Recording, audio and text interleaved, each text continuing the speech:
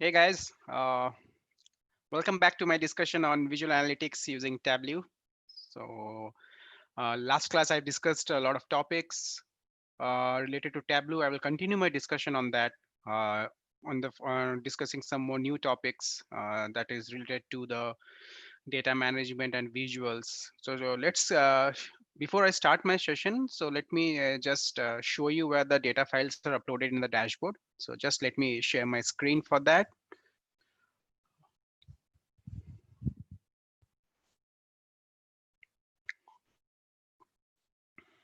So in your dashboard, you'll be fine. You'll find your data files in this link with today's date.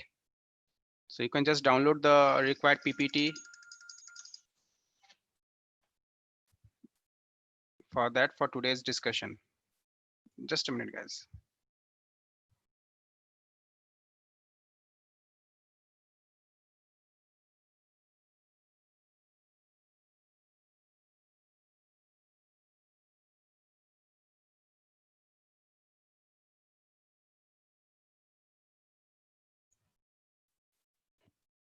Sorry, guys. There was some problem with the laptop. That's why. Okay, fine. So you'll find these data files over here for today's date under this module at the end of this course. So you can just download the files and you can just practice with me. People who are practicing with me during this session, you can just download the files and you can just use the files that I'm using for today's discussions. Now, coming back to the topics that I'm going to discuss today. So let me close this and share my PPT. So last class we have discussed about a lot of visuals in the different segments of visuals, considering from the basic visuals and the going to the advanced visualizations, like from dual axis, using the concept of dual axis, how we build a stacked bar chart and how we developed a donut chart. So and also I give an walkthrough of all the examples through the required data set. So I discussed about the histograms, the bar graph, the pie chart, discussing all the scenarios related to line chart. Now, at the end of the session, I talked about the dual axis using the stack bar chart and the donut chart.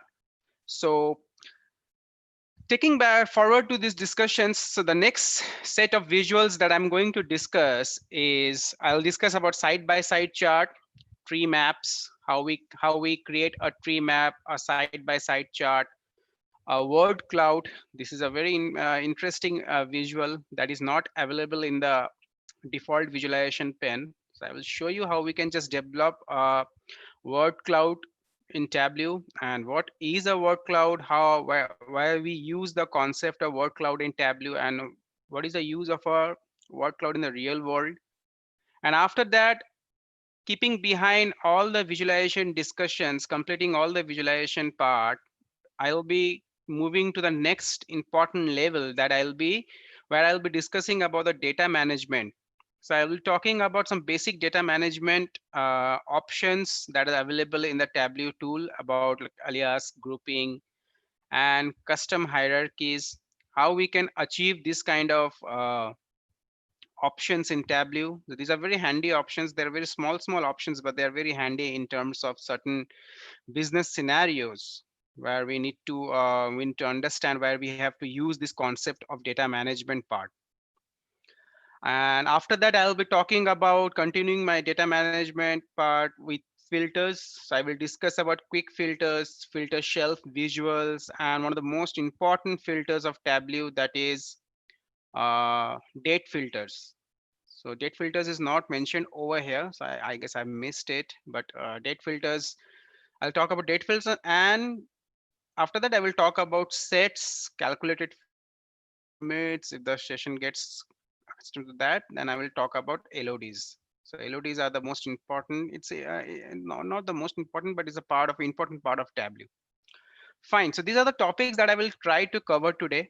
So I already discussed about the stacked bar chart, where I have showed you how we have used the concept of dual access to uh, combine two charts in order to get the totals with a business scenario where I have used the carmaker.csv, and also I showed you the donut chart concept. So I hope you have practiced all these things, and let's start with the new topics that I'm going to talk. So the next topic that I'm going to talk about is a side-by-side bar chart. So let me show you before I move into tree map. So let me show you how we can develop a side-by-side bar chart, and what are the scenarios what are the properties of this chart, and what are the scenarios where we can use this kind of visuals. So let me minimize my screen and take you to the Tableau button.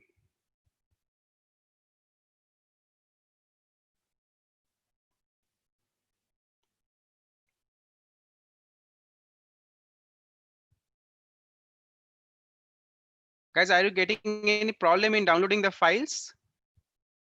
Because I am able to see some questions over here regarding the files. Okay, fine. Thanks, Piyush. Thanks a lot for confirming.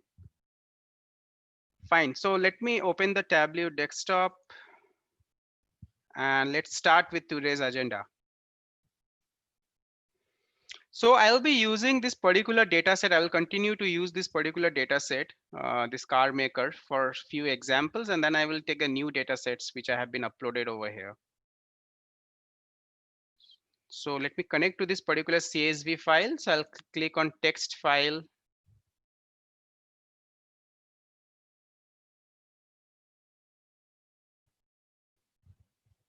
And let me connect to this data set over here.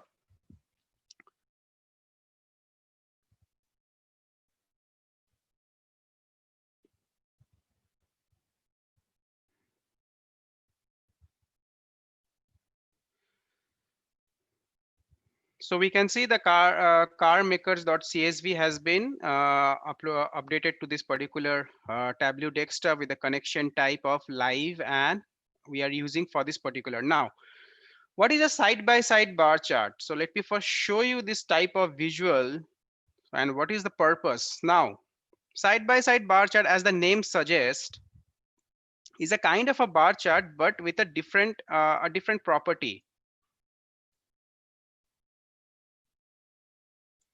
Now, if you go over here and you can hover your mouse from the in that fourth row, the extreme left chart, you will get a side-by-side chart. The third row, the extreme left, you can see side-by-side bar chart. So let me show you how we can develop a side by. Suppose I want to show you I want to compare the mileage, the city and highway mileage in terms of fuel types. Now, in this particular data set, as you all aware, we are trying to work on a data set which contains the details of a different types of cars that has been manufactured. Now we have certain dimensions over here and some measures. I hope you are able to finalize, you are able to understand what is a dimension and what is a measure. Now, before I take this example, I have got a lot of queries where people are not getting the options of dimensions and measures in their Tableau.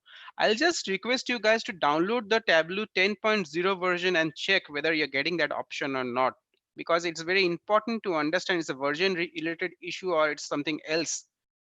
So if I continue to get this kind of, because this is an exception error and I am also trying to get a workaround for this error. So you just raise a concern with the Tableau official support. I guess they will able to help you. Now, not a lot of people, very few people were getting this kind of errors, but somehow the people who are actually getting these errors, I'll just suggest you to just download the Tableau version 10.0 and you can just try it out whether you're getting these options or not. Fine. So coming back to this example, I will be talking about a side-by-side bar chart. For this, I will select a fuel type. And as I always mention, always try to use a point and click method. So that is the most handy method for creating any visuals in Tableau. So I'll select a fuel type, press down my control. So I'll select the fuel type from dimensions and the highway mileage and the city mileage from the measure. The moment I select these particular measures, the combinations of measures and dimensions, I can see in the visualization pane, Tableau is suggesting me some of the visuals, out of which my area of focus will be this particular visuals, that is side by side bars. Now, if I click on this particular visual, I'll be getting a bar chart kind of visuals where two bar chart, that is the bar chart has been are segmented or grouped bar chart where each segment contains two bar chart. Now, what is the use of this kind of visuals? This kind of visuals can be very useful in comparing the sales versus the target, the actual versus the target. Now, can you tell me which segment of visuals this particular bar side by side bar chart will come? So you are already aware of the visual segments that I've discussed. So you can just comment your answer in the uh, screen, in your Zoom or YouTube. So can you just tell me what kind of visual segment this particular visuals we can just categorize this particular visual?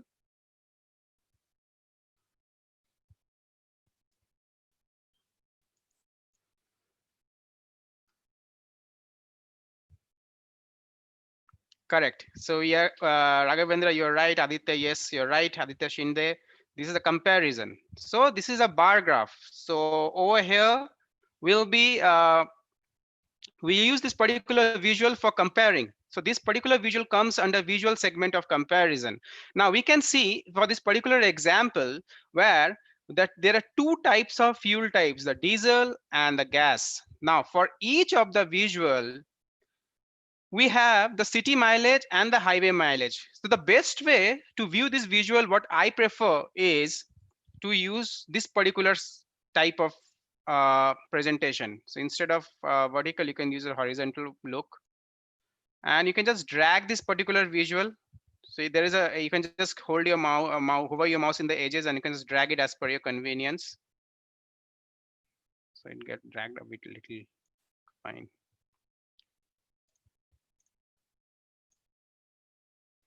Yeah, so this looks good. So this is the best way to use a side by side bar chart. Now we are using the mileage. So instead mileage by default will show you the sum of city mileage, but obviously in real world the mileage of any car or any automobile, we read it in terms of average mileage, right? So we have already worked on how we can change the aggregations of a measure value. So how to change the measure value? Either you can change it from the global sections, like from the major aggregations. Sorry, how can you change the major aggregations? We have two options. Either we can change it from here, or we can change it locally from the pills. So let's make the changes locally over here. So how to change an aggregation of a measure? Because average is better to be measured on an average parameter rather than sum, right? This is what we do in the real world. So we'll select this particular measure, go to measure and select average. So for both the average, the city and the highway, will select the measure sum as an average. Now there is one drawback of using a side by side. Not a drawback, I must say. I must say there's a constraint of using the side by side bar graph in Tableau. Tableau has their own set of constraints that we need to follow. Obviously, this is a tool. We cannot drag any value on the label part. Suppose I want to drag this city mileage over the label. You can see the numbers over here are not the correct parameters that we want to see. So if you drag any major value over the label section for side by side graph, you cannot get the correct number. Whereas if I remove this and click on the label part simply, or click on this particular label part, you will find the actual average. So this is a drawback of a side-by-side bar graph, where you cannot just drag a major value over the level section and it will be labeled. No, we have to follow the norms very strictly in terms of style. So where you have to label this chart with the help of this label option that is available at the top menu, just above the column shelf. Now we can see the average mileage in terms of diesel and gas and petrol, that is gas over here, and we can just easily compare the city mileage and the highway mileage for both the fuel type. So this is a typical example of a side by side bar graph. The next segment of the graph is a tree map. Now, tree map is a very important visual in terms of where we want to show certain, we can use it for showing certain hierarchy in our data. So don't get confused, nothing to confuse what is hierarchy and all. I'll be discussing these topics in detail today. So tree map also comes to a visual segment. You can just comment what kind of visuals your segment it could come. Yeah, we can use tree map as a composition visual segment. So it comes under the composition. Now, sometimes what happen using a pie chart, if I want to use a pie chart in order to showcase a value of more than 2 or 3 or more than 4 5 components in your data sets, pie chart becomes a little bit cluttered in way. It becomes some bit of confusion, or the chart doesn't look much clear in terms of getting an insights where you're comparing or you're showing the composition of more than 2 or 3 items or more than 4 5 items components. In those cases, tree map is very you can say is very useful. For example, if I want to show the, let me show you one example of a tree map. So I suppose I want to show the number of car names in terms of their productions. So I'll be using this number of records, which has been created default by Tableau. So I will select make from the dimensions, and I will select number of records from the measures, and I will go over here. This bar graph is disturbing me a lot. Yeah. So I'll click on show me, and just below the bar graph, you can see there's a tree map. You can click on this particular map, and you can see that all the car manufacturer, in terms of their names and the number of units that are available in the data set, can be easily showcased with the help of a tree map. Now, what if I show it to the pie chart? Why I tell you to avoid pie chart when there is more item? Now, if I click on pie chart, now you can see how much clumsy this chart has become, right? So it's not showing me the proper categories. So I can see a colorful visual, but this is not a good practice. This is not a good way of selecting your visual as per your data. That's why it's very important to understand the visual segment. Now, if I select a tree map, I guess I'm getting a more clear picture compared to a pie chart, right? So both this particular chart are available in your view pan, in a visualization pan, where you can use it. Now, let me show you some difference between the visuals. If you remember last class, I discussed about this particular mark section where we have contains the cards in terms of colors, size, levels, details. These particular cards are subjected to the visual that you are using. Now, let me show you a small example. In this previous chart, which you have developed a side-by-side bar chart, if we click on the size part, you can easily click on this. You can just play around this particular size of this particular bar as per R. Now, what if I click on this size? You can see this particular card is not enabled for this particular visual. So size is not enabled for this particular visual, that is tree map.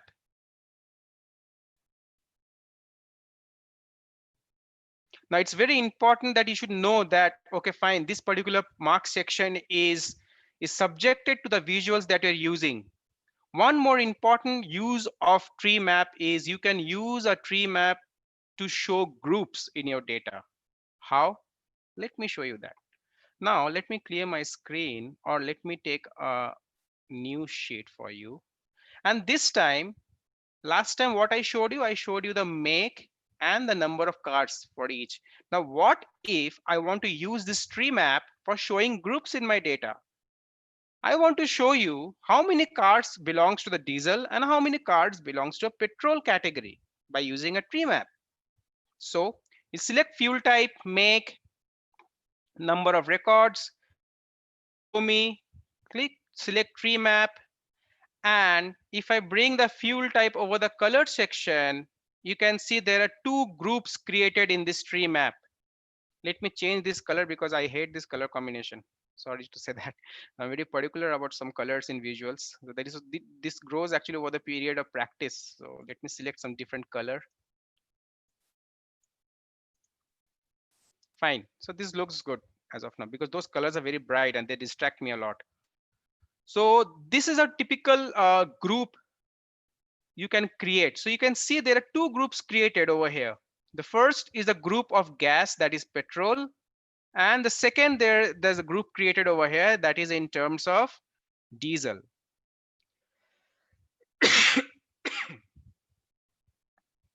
So you can see how I have used a tree map in order to showcase the groups in my data.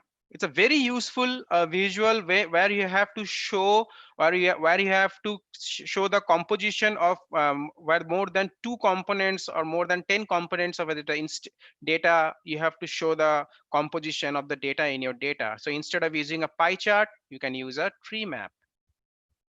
The next visual that I'm going to discuss is a very interesting visuals and one of my favorite also, that is a word cloud.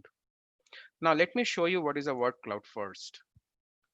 So how a word cloud looks and how we can create a word cloud in Tableau.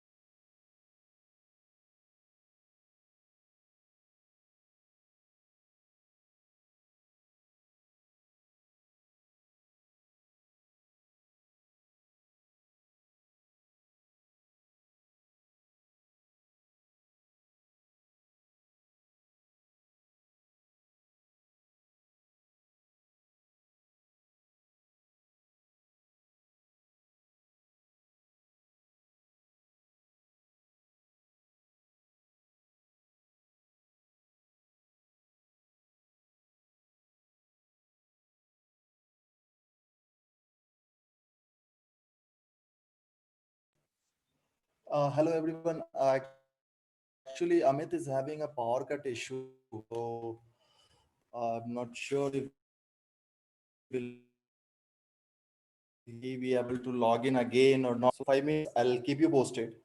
If you are going to conduct the session or if you are going to cancel the 5 minutes. Just please allow us a 5 minutes.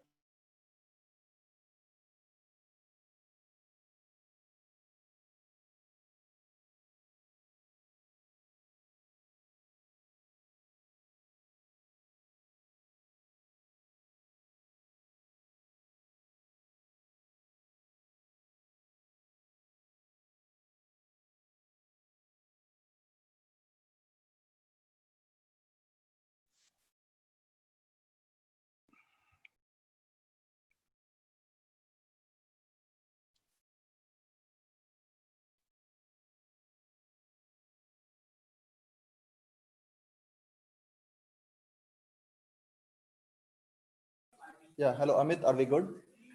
Yeah, yeah, I have resumed back. Sorry, there was a power cut in my, so the backup came out. Fine. Okay, thanks. Great. Am I audible? Yeah, you're audible. Yeah, thanks, Jitesh. Yeah. So let me share my screen and continue my discussion.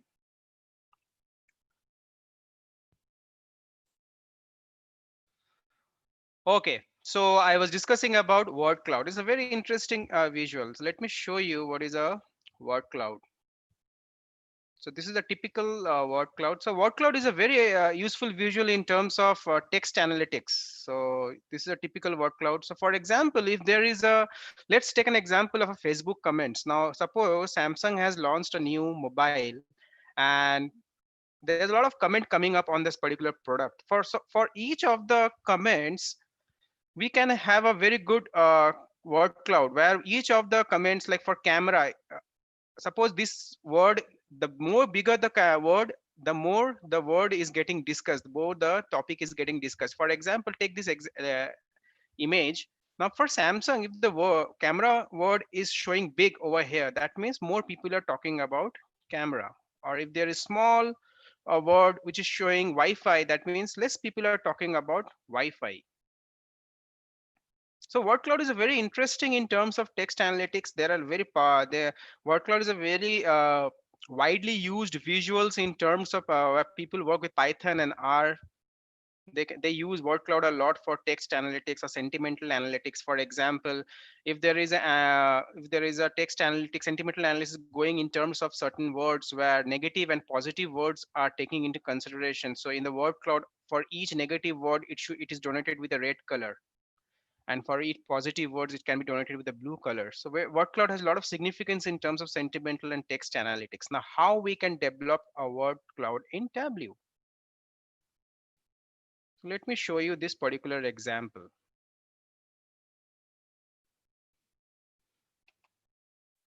So we have this particular sheet 2 where I have used a tree map to show the different numbers of car produced in each of the segments. So for each of the area, Toyota, we have see the largest number of production, that is 32.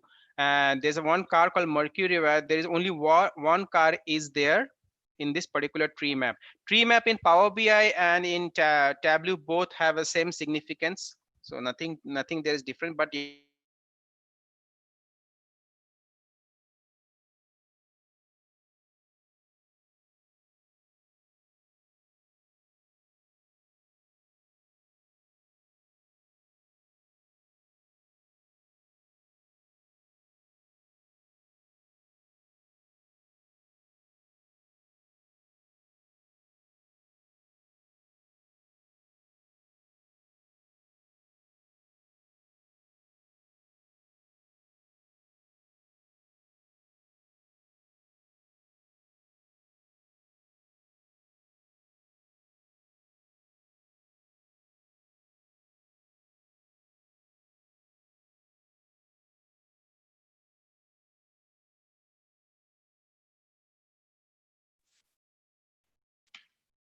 Sorry guys, there's a power fluctuation going on over here. I'm really sorry for the disturbance. Apology from my side.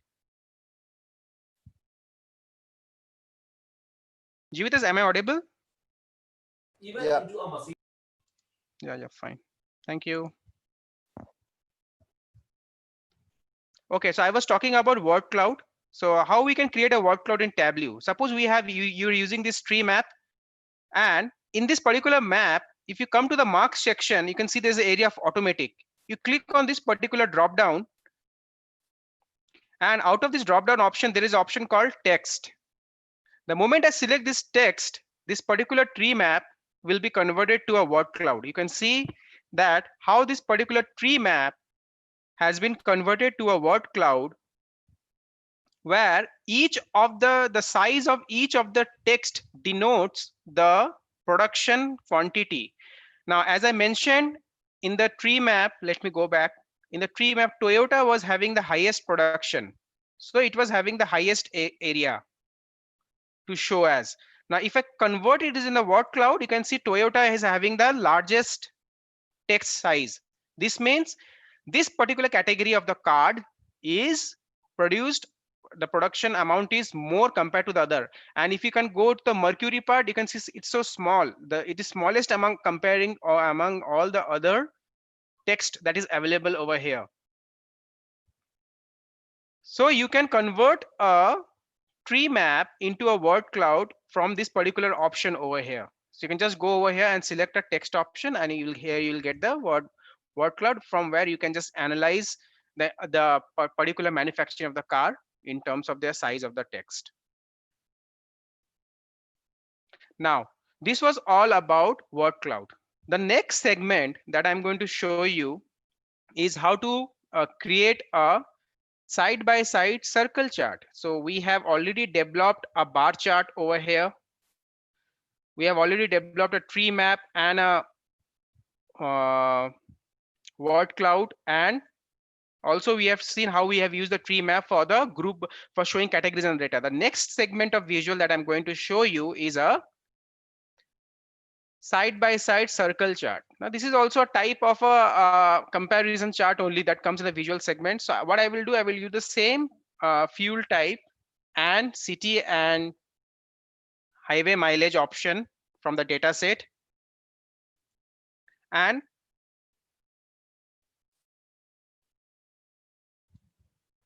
go to show me. Select just below the side-by-side bar chart, there is a side-by-side circle chart. Click on that particular chart, and here we go. So we have got a side by side circle chart. Now we can, as I mentioned, you can change the mileage to average, and you can see a side by side circle chart. Now what is the speciality of a circle chart? It's a very creative chart. So what I can do, I can bring the major names. So see, as I mentioned you in the side by side bar chart, there was no shape mark over here. But if you can see over here, there is we are getting a new card over here. That is a shape card. So you can bring the major names over the shape card, and you can see that for city mileage in terms of diesel, we have a different shape, and for highway mileage, we have a different shape over here. Now we can also play around this particular shape. This chart also serves the same purpose in terms of comparison, but it comes with an extra options where you can just make this chart more interactive. Now if you click on this particular shape, you have a option to choose the shape from the shape card. If you select the city mileage, if you select the, you can just select a particular option from this palette. So we call this is a palette. So people who are who have done any kind of arts or drawing in their past, you can know what is palette is. A place where you can get a lot of options to select for a specific category. So over here the category is shapes. So we have a palette. Now if you click on this default palette, there are a lot more options available over here. For example, if you are selecting this particular for gender kind of category, you can select these gender options. For weather, we have this kind of options over here.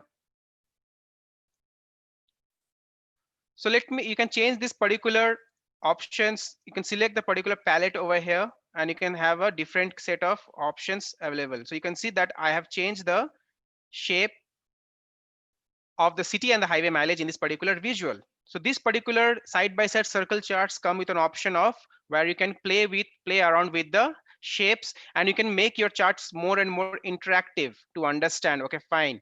So this is the, you can also what you can do, you can also add some more images over here. So for example, let me show you.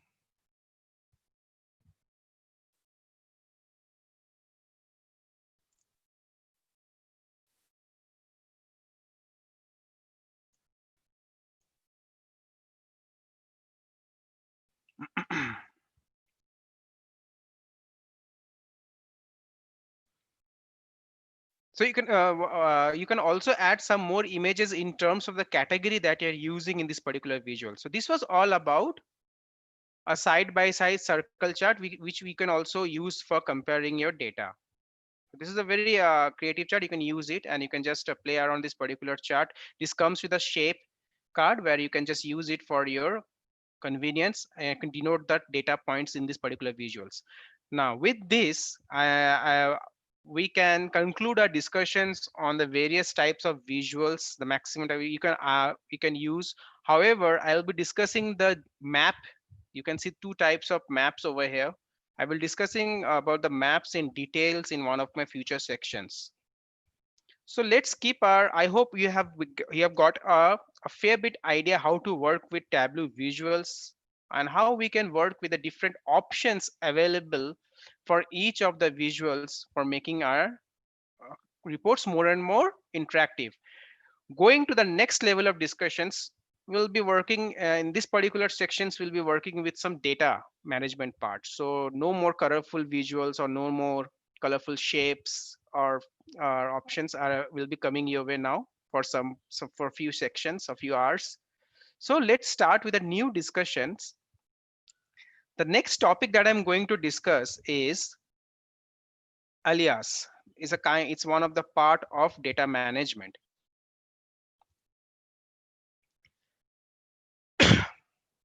Now, what are alias? Alias is a very common English word to people having a alternative name for any person. So a lot of people in India, we use alias So having alias is the alternative name for a specific value in dimensions. Now it's very important to understand the definition first before you start applying alias, work on alias. So alias has a specific is an alternative name for a specific dimensions. So what are dimensions? By now you're clear what is dimensions. So whatever alias will be applying over here will be applied in this dimension section, not for majors. Now, why not for majors? Because majors values are can be continuous values. If a major value, for example, a sales value. Now, if you want to give alias for each of the sales value, then it will be very. It's not a good logical, right? You cannot give alternative names. Now, I will show you an example where we can implement alias. Can be created for most of the members of dimension, correct? Cannot define alias for continuous dimension. Even dimensions with continuous values also cannot be. Continuous values are discrete values. I have discussed in my last class. If you can relate my discussions, it will be easy for you to understand. Cannot be applied for majors.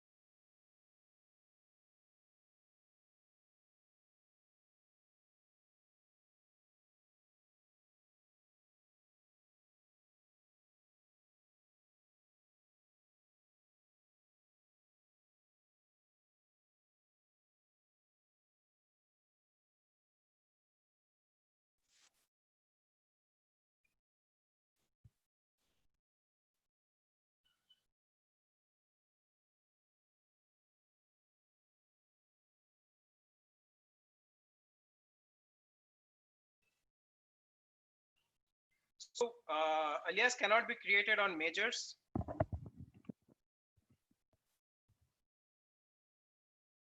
Does not change the real value of a data set. Now let me show you the what are the things what I'm saying over here, how we can see those things in practical.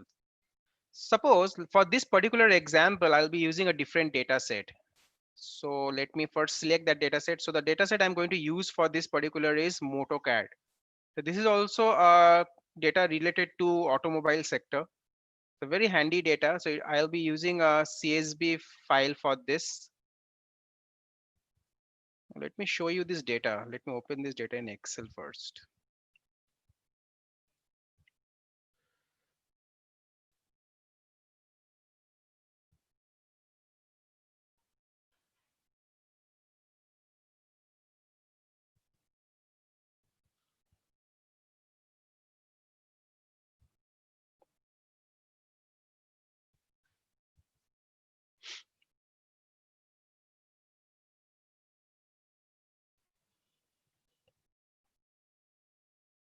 So this particular data set contains the car name, and it contains certain readings about each of the components of the car. So some of the readings it can be easily understandable. For example, the carburetor, the cylinder number of cylinders that each car contains, the engine type. The AM stands for, I guess, automatic transmission. So there are a lot of data that has been collected in terms of each of the car name. Now let us connect this particular data and see how we can implement the concept of alias over this on this particular data set. So let me connect to this data set first. Let me go back to my Tableau desktop, and you can connect the data set from this particular screen. Also, there's an option just above in the just below the dashboard option. You can click on this particular option and you can select the appropriate connect file type. And here we go. We can connect the data over here.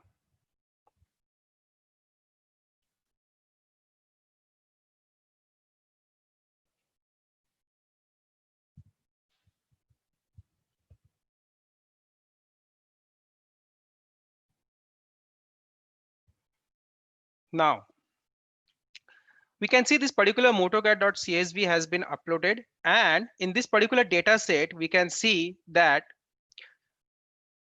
there are different columns in terms of the different components. The values of each components are in numerical value. Now coming back to the worksheet, let me take a new worksheet and show you this particular table. So we can say MotoCAD has been selected. Now, before you start working on the alias part, what is alias and grouping and hierarchies, it's very important that, as I mentioned you, that you need to be very careful before you start working, where you need to check whether all the dimension and major values are listed properly or not.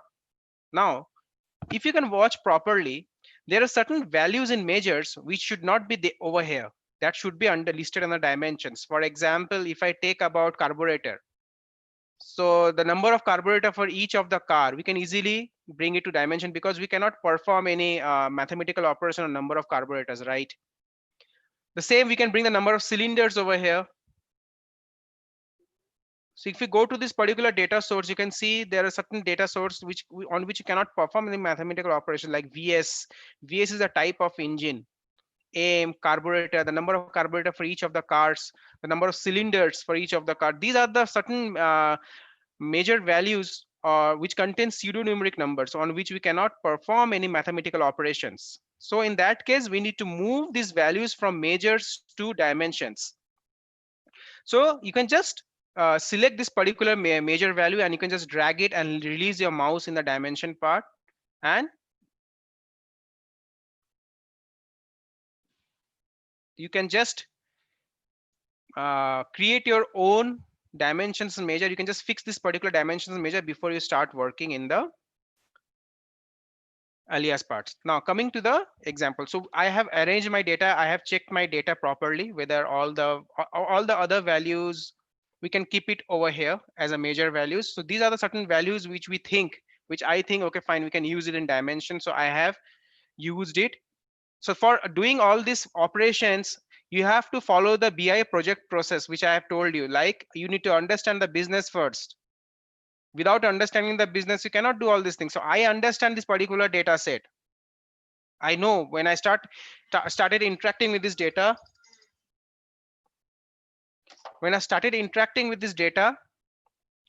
I know that, okay, fine, these are the things that I need to take care of. These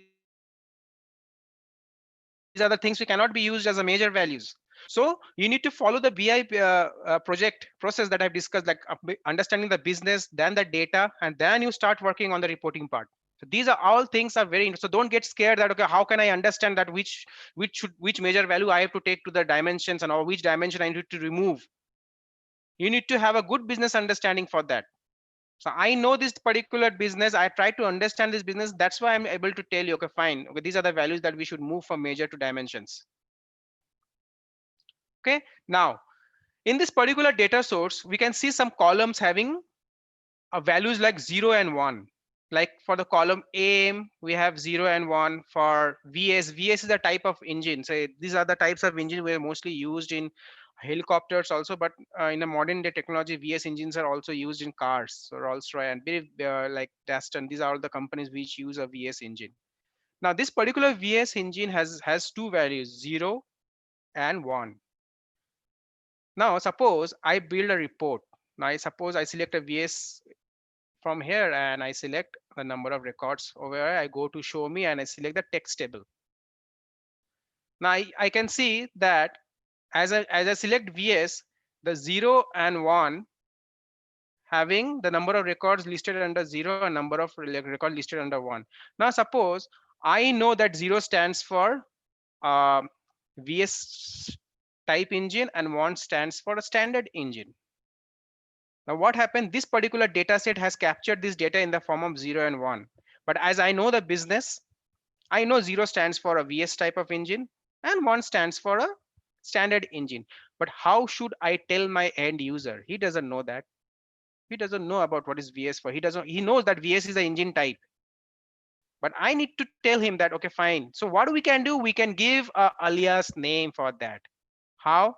You can select this particular dimension value, do a right click, and you can get an option called alias. Now you can click on this alias and you can see the members of this particular dimension 0 and 1. You can click on this 0 and you can name this 0 as VS type. And you can click on this one, you can just name it as standard type. And click on OK. Now we can see that the 0 has been converted into a VS type and the 1 has been converted to a standard type. Let me make this table a bit big for you to understand.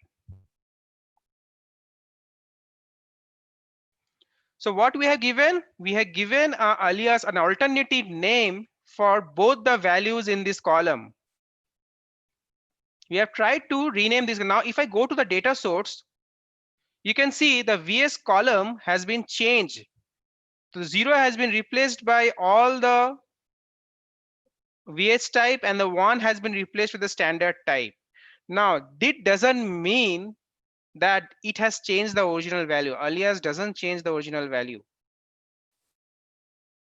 Alias means you have just given a new name to the value. Now if you can come over here and you can see this option over show alias. You remember in the first day I discussed about this particular option, so alias, I will where I have told you that I will be discussing about this. So the moment I give a alias name this particular value, if you uncheck this value, you can see the original value. What is the actual values for each of the alias that I've used. Now if you again check this particular option, the alias value you can see over here.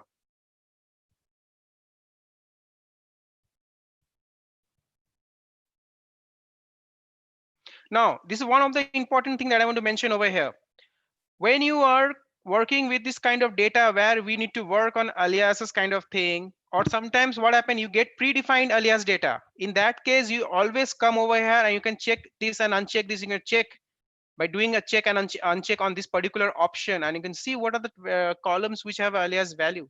Now can you tell me after this VS any other column where I can use a alias name? I can see one more column over here. Can you tell me where which column I can do? Yeah, after VS.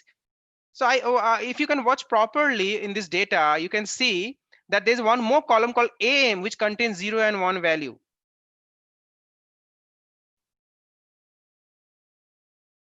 So let's give this particular column also a name. So we can come over here. Now what I can do, I can clear the screen. I can bring the AM, select the AM. AM is automatic transmission. So it's also kind of automobile. People who are from automobile background, they can be more, they can know easily what I can say. So this is also type of you can say transmission. So there are two kinds of automation transmission in this particular column. One stands for automatic and zero stands for, or zero stands for automatic, I think, and one stands for manual. Now let's name them. So what I can do, I can select the AM and go to number of records. And again, I click on the text table. Now this time, instead of changing the alias name from here, we have one more option. You can go to this table, you can right click over here on this particular 0, and you can see there's an option over here, edit alias. So these are the, there's one more option that I'm showing you. Click on this and let's name 0 as automatic.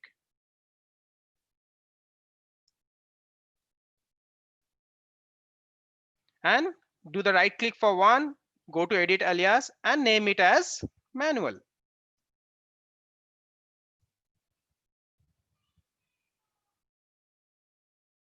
So we have changed the alias name in the visual level also. Instead of changing the names from the dimensions and major section, we can also change it from the visual level. This is also one more option. Now the best part of alias, creating an alias in your data, is that you can use it as a normal dimension. You can use it as a normal dimensions that are already predefined in your data, that is already connected from your data source.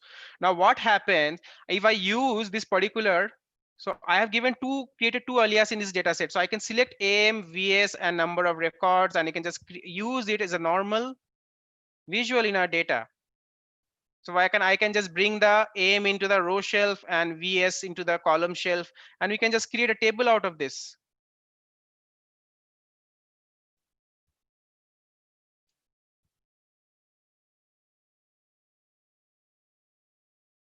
So now any end user, it will be easy for him to understand, okay, fine. So under VS, we had two types of engine, that is a VS type and a standard type, under which we have, and those two particular engine has, these are the number of cars which are automatic under VS type, and these are the number of cars which are manual under VS type, and under standard type, we have this number of cars. So this is, we will get a rough idea and any end user can easily understand. This is what about alias is. The next is after alias. So let me walk through to the definition of alias before I move to grouping. So alias is an alternative name for the specific value of dimensions, can be created in most of the members of the dimensions. Alias cannot be applied on measures. Why? Let me show you that. Now suppose I want to apply a alias over here. For example, I want to apply a alias in WT. WT stands for some other value. So it has different values. Now you can imagine logically it is not correct. You cannot correct this number. Suppose there are thousands of values over here. So cannot create an alias for them, right? It's out of logic. So alias should be always be created for dimensions where we can use the dimension as a reference. So over here we have used the dimensions as a reference and the measures as to show the values of those reference.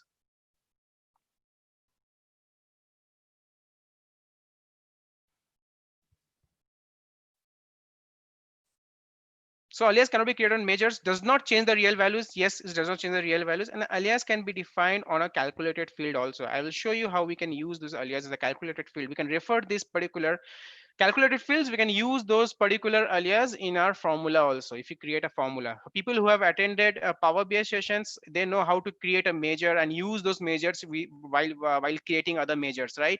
So I hope you know the same way we can use alias for formulas and functions. It's very flexible. The next point is grouping. Grouping is a very simple English terms. It helps to reduce the number of members in dimensions. Grouping will always give you as a new dimension. How? I'll show you that. The new dimension is a normal dimension. Yes, by now you know that any dimensions that is user defined can be used as a normal dimension. And why grouping is not not recommended for measures, that also I will show you. So by now you know measure values can be a continuous value. So any kind of implementation where we need to categorize our data, where to give some names of group, it's not possible for continuous data, right? They can be huge. The continuous data can be of different categories. Now let me show you how grouping is applied. So how can you do in this particular data set? If I go to a data source, in the carburetor column, you can see the number of carburetors that are there. So let me show you this particular carburetor news sheet. So we have a carburetor over here. Now, if I bring the carburetor over here, you can see there are 6 types of carburetor, 8. There are 6 categories of carburetor, 1, 2, 3. So each of the car has been differentiated with a number of carburetor that it contains. Now, why can't we create a group out of this? For example, if I want to create a group of 1, 2, 3 for light cars and 4, 6, 8 for heavy cars. So heavy car needs more carburetor compared to light cars, right? So let's create a group and we can use that group for further building further reports. How? Let me show you that. Now there are 2 options again. First, let me show you the first option. Let me clear the screen. Guys, these are very small topics that I'm taking at the as the course progress. When I will be working on dashboards and storytelling in Tableau, I'll be using these options in dashboard. These options are very handy in creating a dashboard. So please be very watch very carefully what are the things I'm doing. Now this is a carburetor dimension. What you can do you can click on this particular arrow and you will get an option called create group. You can click on this group option and there will be a small pop-up window that will be coming up. In this, you can select the first 3. You can select the first value and press down a control key and select the first 3 values. And there's an option over here called group. Click on this group and you can name this group as light cars. And you can select the next two options, 4, 6, 8, and you can again click on group and you can name it as heavy cars. And you can name this group as what I can name it, card type.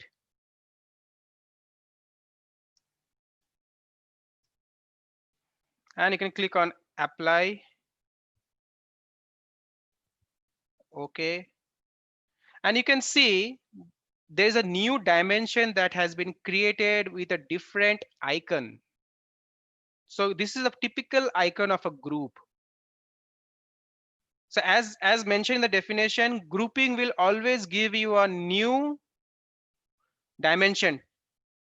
Now you can use this particular dimension card type and select, and can select the number of records, and you can just click on this text, and you can see now you can easily differentiate that what are the cards that are there in the heavy card section and what are the cards that you can categorize in terms of light cards. You can further add more members to this particular option. Now you can have a detailed list. So these are the cards which are having comes under heavy cards, and these are the cards that are coming under light cards.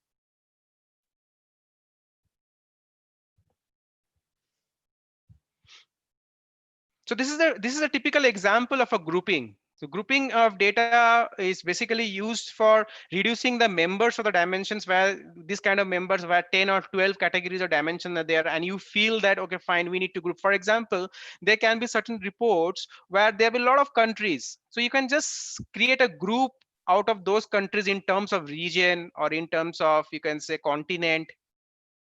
Or there can be a data set where there can be a group of customer segment you can create.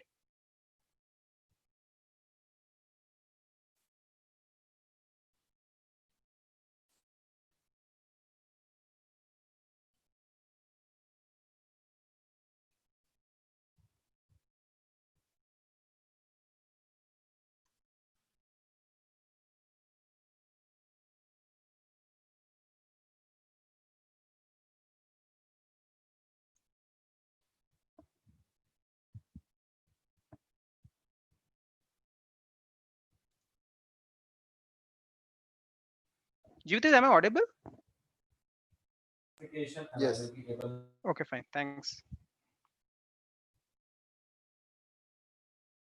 Because there's a lot of fluctuation, power fluctuation going on, that's why I'm a bit confused. Okay, fine. Okay, so this was all about grouping. So we can create groups out of this. One more way of creating groups is you can clear this screen and you can just bring the carburetor over the report panel, and you can just select the options by holding down your control key. And the moment you select this, you can see if you hover your mouse, there's a pop-up window coming over here, and there's an icon over here, group members. You can click on this icon and you can create a group out of this. Again, you can just select these particular options over here and create a group out of this. Now you can change this group, you can change the name of this group. You can right click and you can edit this name. Sorry, you can just double click on this group. You can double click on this group.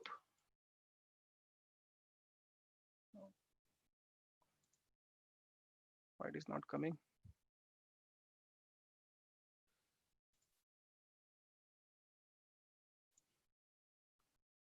Let me show you once more. You can drag this carburetor option over here. You can select this options and you can click on this particular icon. You can hover your mouse. You can click on this particular item and you can just create a group out of this.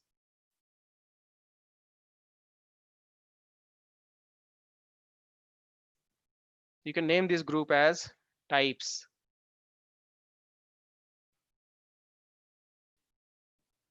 So you can create a group like this also.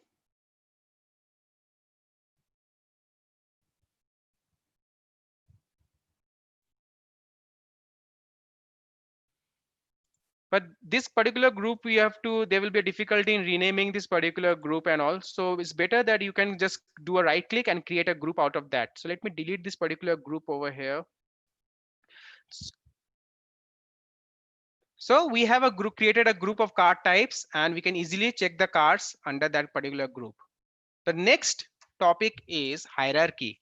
Now, if you remember in my last class, I have given you a small example of hierarchy. Can somebody tell me, can someone comment on the section where which kind of hierarchy I have used in my last section? So I have given a bit of hint about how we can create hierarchy in our data. If you remember, when I was creating a line chart, I have used a date component.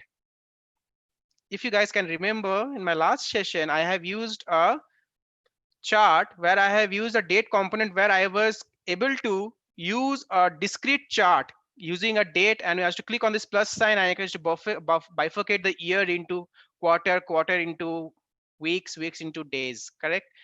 Now, that was a typical example of a hierarchy. So date by default has a hierarchy in Tableau, like just like in Power BI. We used to remember you used to remove the hierarchy from the date and used to use the start date or the end date concept. So date by default in Tableau also has a hierarchy. Now, what if I want to create a hierarchy among my dimensions and measures? Especially for dimensions, dimensions are the values for references. So we can create a hierarchy in dimensions specifically. Now, before that, let me show you. I missed one point. Sorry to say about that. Why we cannot create a group in measures. Now, suppose I bring this mileage over here.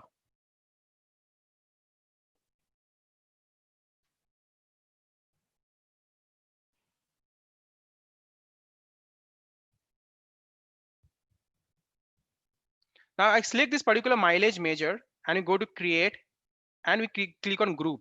We can create a major group. That's not a thing, but I always recommend not to do such kind of things. Because why? Because obviously major values are tends to be continuous in nature. Suppose if I have this particular mileage option over here and I want to create a group. So mileage means the lower the mileage means the lighter the car is. Suppose we have an option.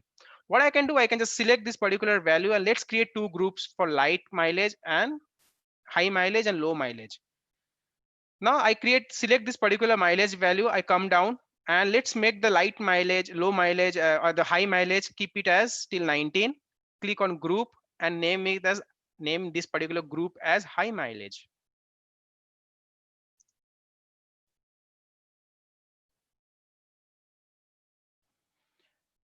And let's create the second group as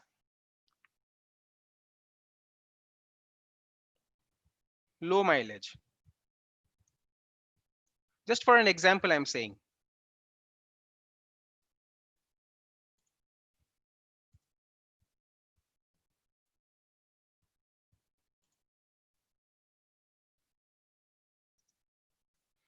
Now what happens? Now suppose in the future this data set gets updated for some reason, and there is a new mileage range that has been created, which is, suppose in terms of this particular group, the new mileage is 21.3. So it comes between 21 and 24. Now what happens, as we have already created a group in this measure, the new member that is coming to this will not be coming under this particular group, because this is the static group that we have created in mileage. So that is not logical, right? Every time you cannot come to my measures and create a group. So that's the reason that it is not recommended to create groups in measures, because groups basically are static in nature. We define they are not dynamic, that any new member that comes in and automatically adds to that group in terms of measures. So we can avoid creating groups in measures, cancel it. And this was all about grouping. Now hierarchies. What are hierarchies? So as I mentioned in my last example, I have used a date hierarchy in line chart. Now the definition says it's a way of drill down through your data. I will show you how we can create hierarchies in our data. Yes, Tableau creates automatic hierarchies. I will show you that also. So hierarchy can be, for example, let me give you some good examples of hierarchy. Now, therefore, suppose your data contains a geographical hierarchy like region, state, cities. You have 3 geographical component. So you can easily create a hierarchy in your data set in Tableau. We have an option to create a hierarchy. So it's very important. Again, I'm coming back to the BI project process, how to execute a BI project. You need to understand the data, and you need to be very careful. You need to create the default hierarchies which are available in your data. It's always a good practice, because hierarchy is very useful in terms of creating filters, maps. I will show you in few minutes how hierarchies are very important. Whenever you are working with concept with filters and maps in Tableau, it's very important, it's very handy to create hierarchies out of your data. Again, it is not recommended for measures. So all 3 options, alias, grouping, hierarchies, are all available for dimensions. So you should always tell Tableau, as I mentioned over here, that okay, fine, that there's a hierarchy in my data. Please, you have to update Tableau that thing by creating a hierarchy in your data.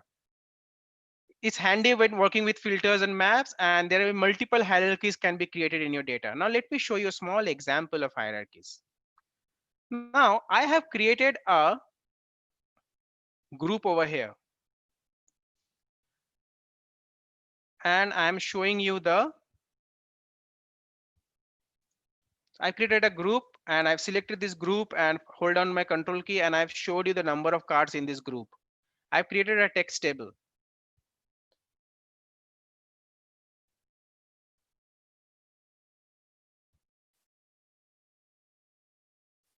Now what if I add more items to this group? As I mention you, I have I have added a card name, and let me also add some other types of example, like, okay, fine, let me add this particular VS type. Now what I have used this particular option, and let me use a mileage for each of the option. Let me remove this particular, let me use a mileage.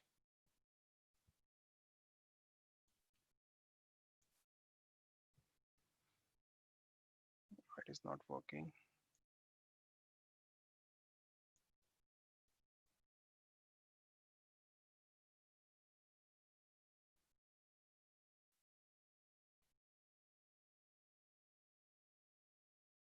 Fine, sorry. So I have used a mileage for each of the detail.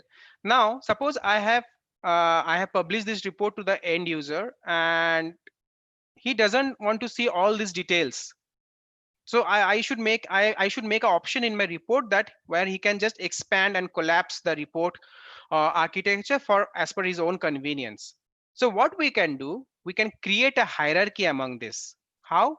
We need to select all these 3 items. First the card type, then the VS, and the card name. So you have select this all these items. Now in each of the in any one of the item, click on this downward arrow, and you will get an option over called hierarchy.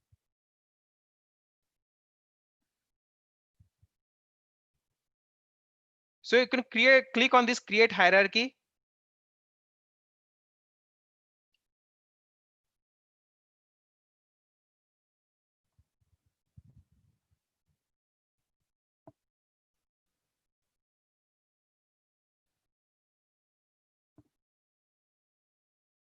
Hello, Yutesh, am I audible? Yes. Okay, fine, fine. So there's a fluctuation going on. That's why I'm asking every time. Please don't mind. Okay. So let me show you once more. Select these 3 dimensions. Go over here. Click on select hierarchy, click on create hierarchy, and let's name this as a card details. And click on OK. The moment I click on OK, you can see there's a hierarchy created over here in our data. So there's a hierarchy symbol that is there beside this particular card detail, and there's a hierarchy that has been created.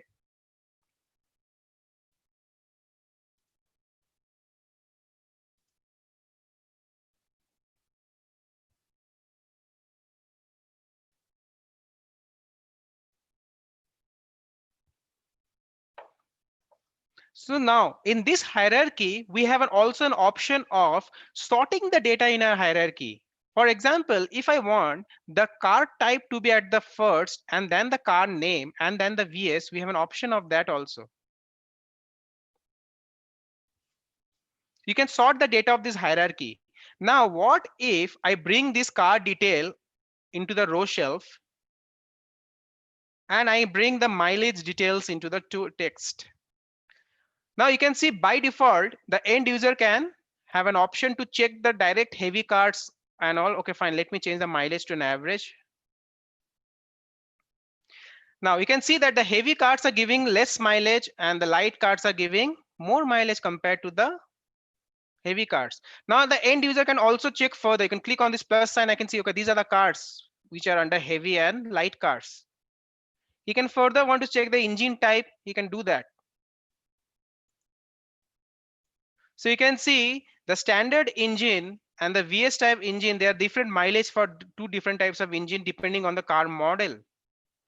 So you're getting a very constructive report insight from this data. Like what I can withdraw that depending on the car model, even irrespective of the engine type, that is a VS type or a standard type, we have a different types of mileage details, and only this particular hierarchy is helping us to get this particular getting this particular architecture of report. Now we suppose I don't want to see the VS type, I just wanted to see the cars. We can just use that particular hierarchy level.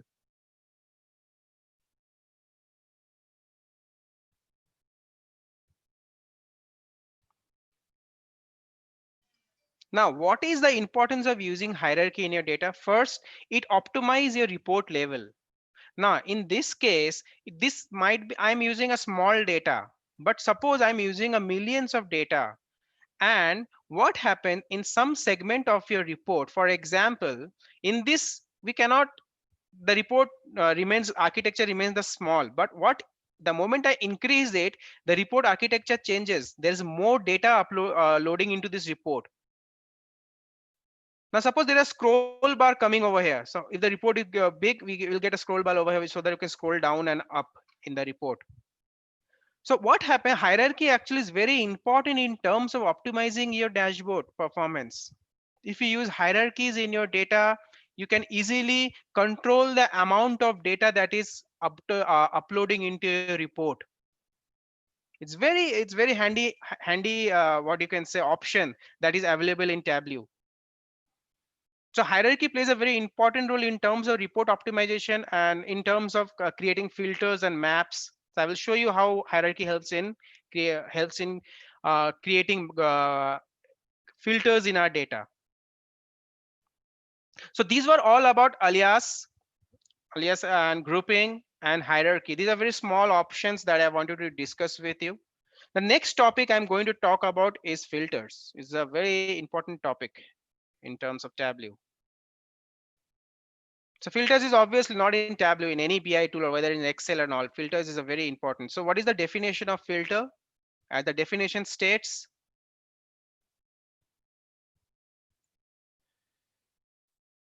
it's a way of excluding certain values or range of values from a particular field in Tableau. Types of filters that I'm going to talk about today is quick filters, filter shelf, visual filters, and date filters. Starting with the quick filters.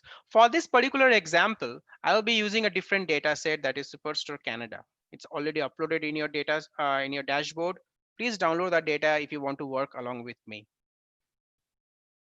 So let me clear this particular Tableau desktop and let's bring some new data, fresh data, and let's work on the filter concept. So let me close these data sets first. Let me clear.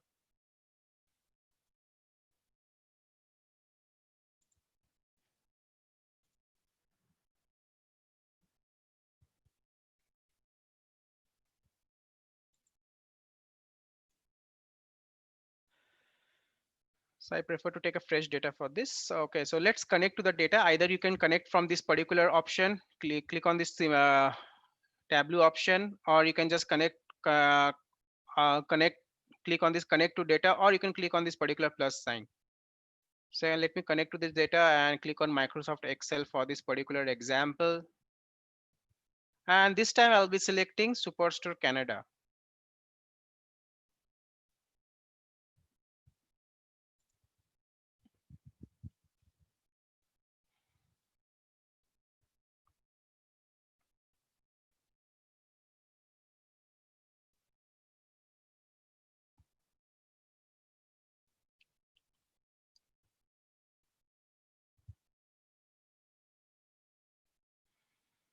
Great. So we have bought this particular data set. So we'll be using this order table out of this data. So what you can do, you can just drag this order table over here into this particular section, and you can just release your mouse, and here we come with this particular data. Now in this particular data set, we can see the sales details in terms of order priority, quantity, discount, shipping mode, and all kinds of regular sales expressions that we use for creating a sales report. Now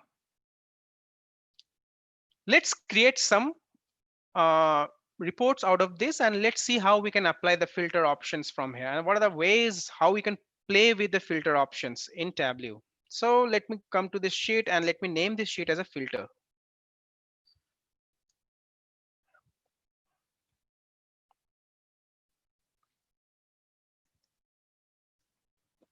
Okay, suppose I want to show you the sales details in terms of product category. So let me bring the product category over here, select the product category and come to the sales value over here, go to show me, and let me build a bar graph out of it. So we have got a bar graph. Let me bring some more items over here. So after product category, I can bring the product subcategory. So you can just drag the product subcategory to the row shelf.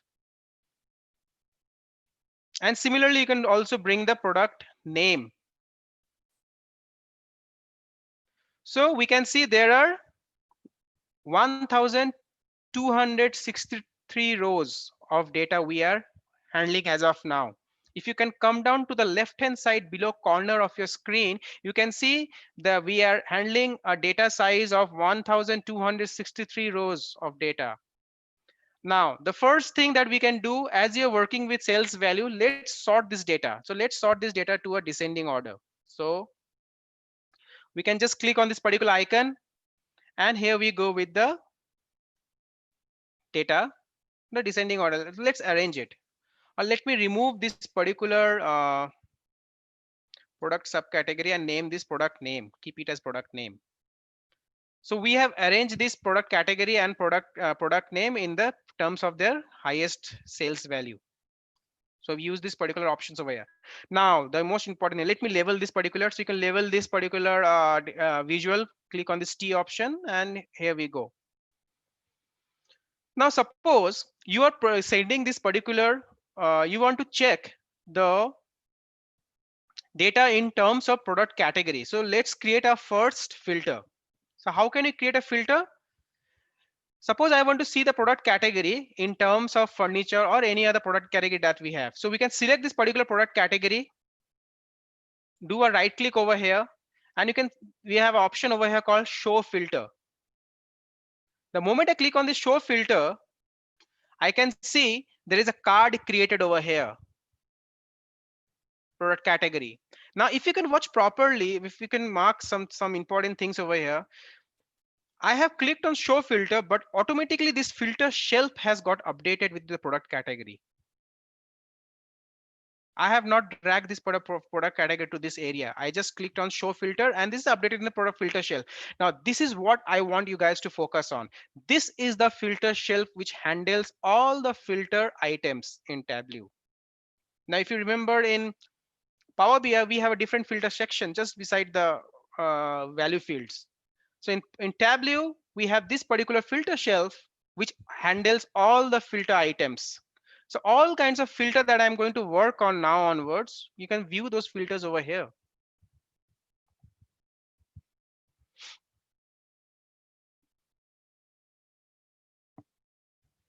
Now, Suppose I want to now, you can apply filters like you can click on this all and you can just select on furniture. You will get all the details in terms of furniture.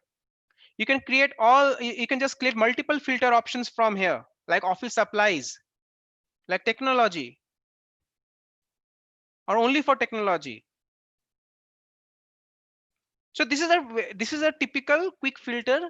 You can say this is a typical example of a quick filter. Now, this particular filter section comes with some extra options that you can do. For example, if you want your end user, if you don't want to give your end user the options of selecting multiple filter values from here, you can change the way this filter card interacts with your visual. You can change the action of this filter section. How? If you come over here, you can select this filter card, select on this downward arrow. The moment I select, you can see there are options over here. So you can select a single value list over here. Come to this filter, click on this, select single value list. In that case, the end user can select one item at a time. He will not be having an option to select multiple items. You can also select some more other options, like this is the default option that I was able to show you. You can also select single value drop down. There can be a drop down over here.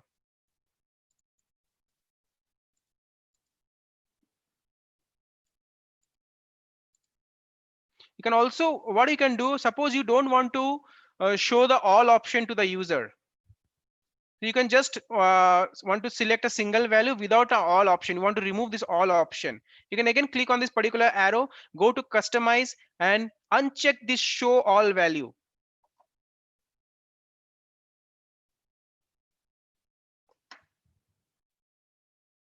And you can see this all value has been removed from the filter card, this card.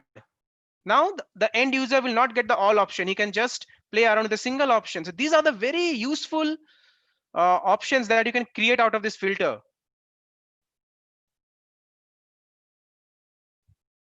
You can also have a slider option. You can change the way this filter should interact.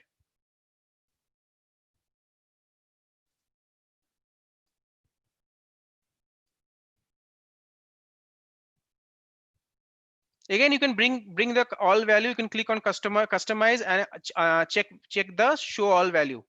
Now, what if I want to use one more filter along with this? Suppose I want to also apply a filter with the help of product subcategory. So I can bring the product subcategory.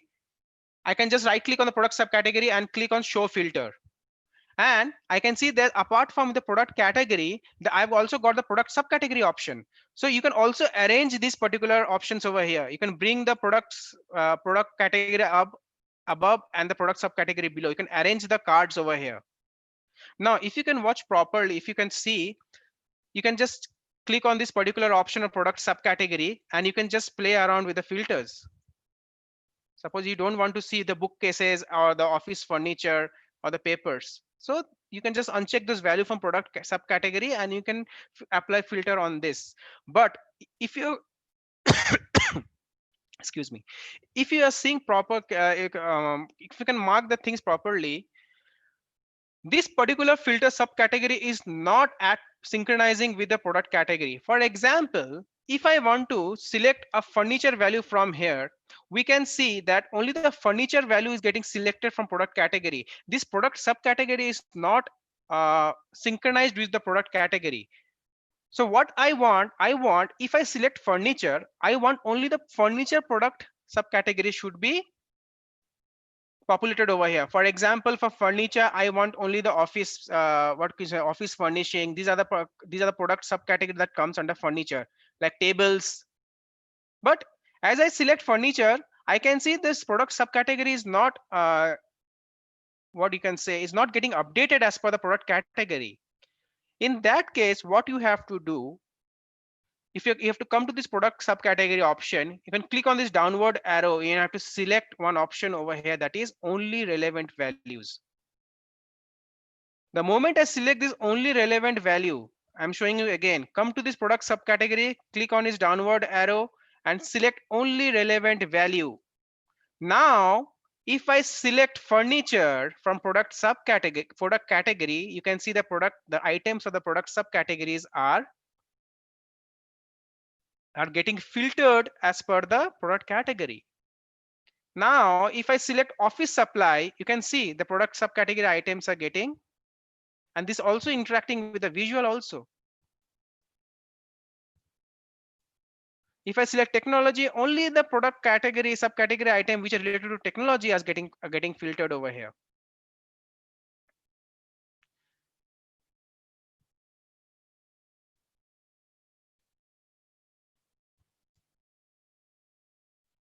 So this is the way this product subcategory actually interacts with the product category. Now the next option that I'm going to show you is, let me remove these filters. I can remove these filters. You can just click on this particular arrow and you can just remove these filters over here. Now, what if I drag this filter instead of the previously what I did, I clicked on this arrow and I can clicked on show filter and the filter got populated over here. Now, what if I drag this product subcategory of the over the filter shelf and released my mouse?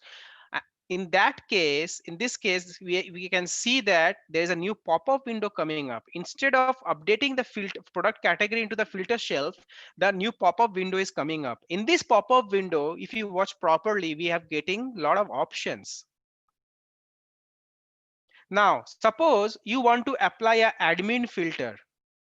And what is the admin filter? Where you don't want the end user to change with the filter items. You don't want to end user to play with the filter item. Suppose I want to publish this particular report only with the furniture details. I don't want to give an option to the end user to play around with other filters like office supplies and technology. How can I do that? You simply do uncheck this particular value over here, click on apply, click on OK. And if you can click on this particular option, show filter, you can see this only furniture value is by default selected. Now, if you want to remove the show filter option, end user will only able to see the furniture details. He cannot play around with this filter anymore.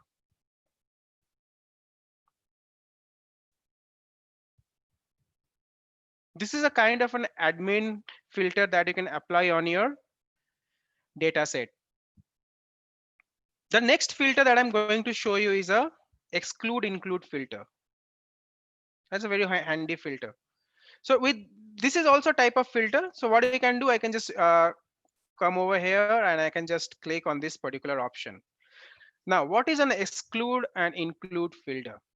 You can, if you can see, if you can mark on this particular window, you can see there's an option called exclude. Exclude means removing the data which you don't want to show in your data set. So what if I click on this exclude option? Suppose I have checked all these three options and I click on exclude. You can see that this all the three options, the product category has been excluded. Means if I apply this particular filter, none of the items will be shown in the report. Now what I can do, suppose I want to exclude only office supplies and technology. So I can select this exclude option and only furniture option will be viewable. You can view only the furniture option in our report.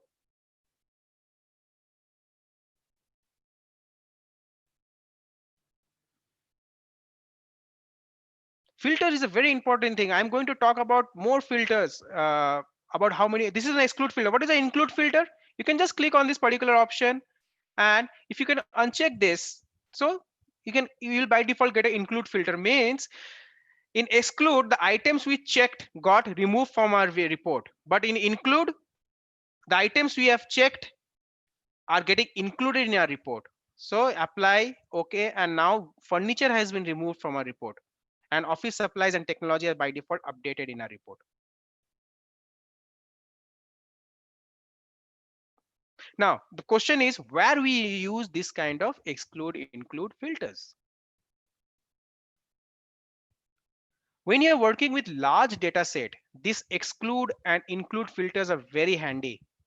You can apply this particular filter options in data sets where millions of rows of data, and you want to show a particular segment of the data to the user. So you can just work on the product category and you can just exclude the unwanted data from your data set.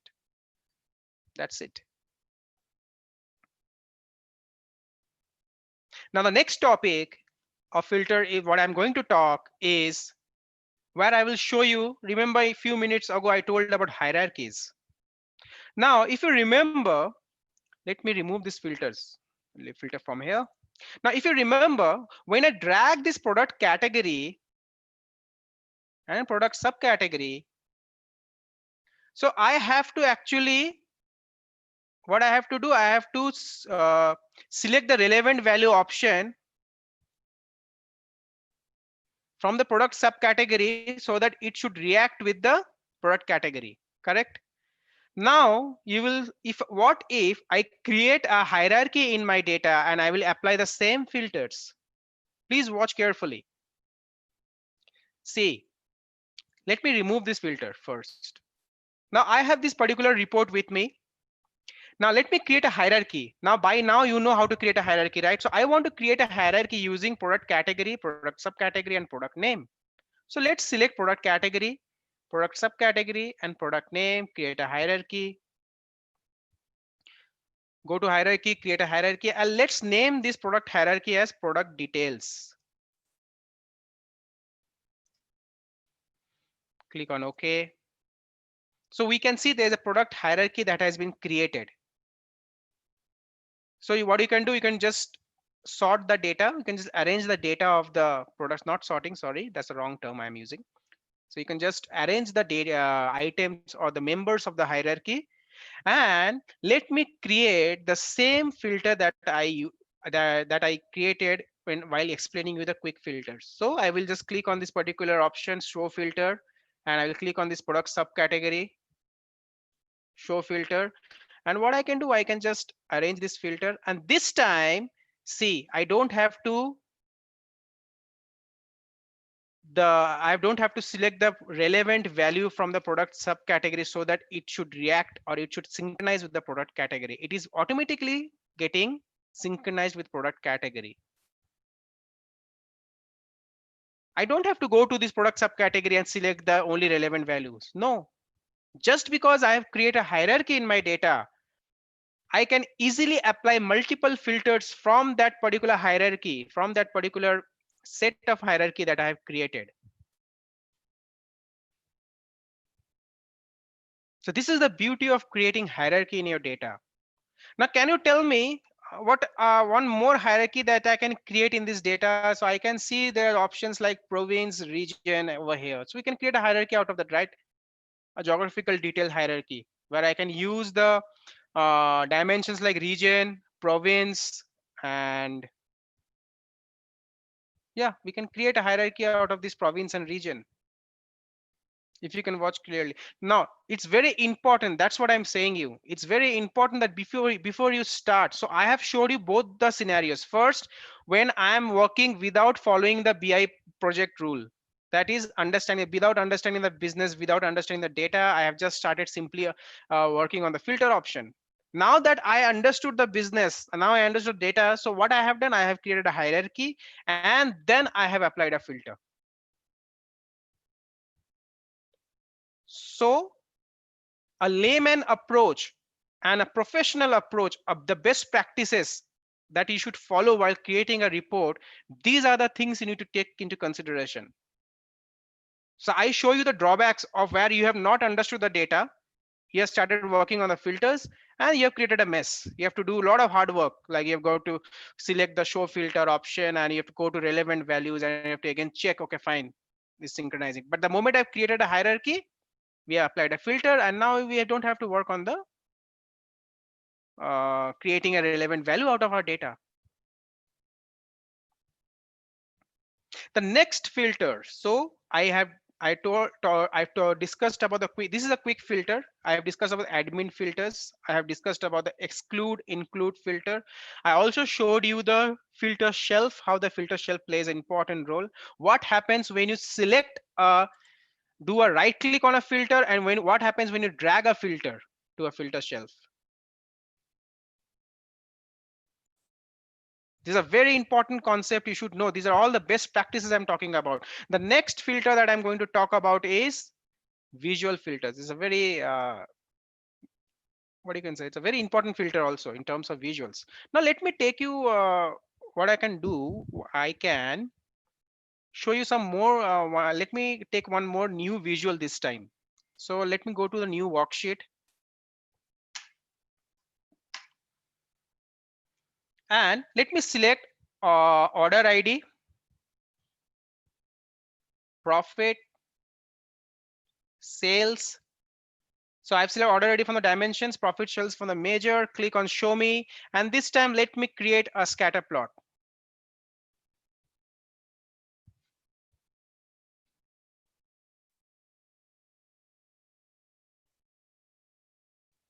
And what I can do, I can bring the customer segment over the color card.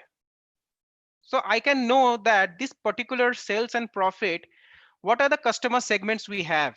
So all the different colors in the scatter plot are depicting the different types of customer segments that is available. So one is for consumer, corporate, home office, small business.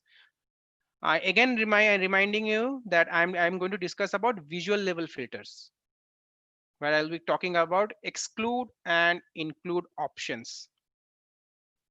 Now, if you can watch this particular scatter plot properly, you can see there is a one data that is showing an extreme value. Let me start it from here. Now, out of this sales and profit, one item, this particular consumer is showing the highest value in terms of profit and sales both. Now, I want to remove this particular outlier from this data. This is an extreme value in this particular scatter plot. So all this particular value stands out of the main cluster that we are having over here.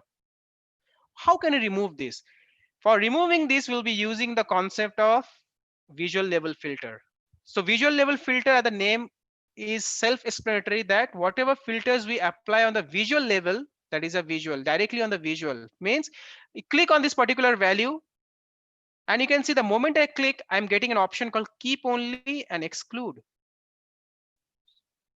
So as I said that I need to remove this value from this particular. So what we need to select?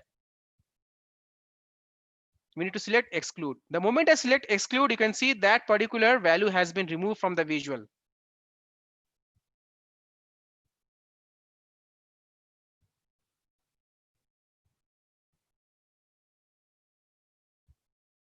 Now suppose I want to select this particular area. Now if you can select this particular area,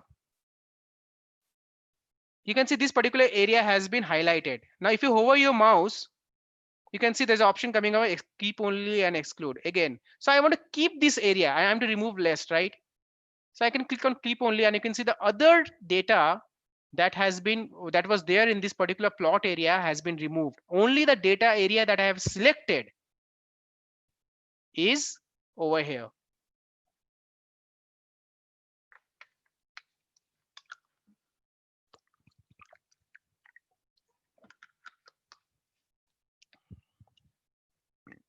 Excuse me.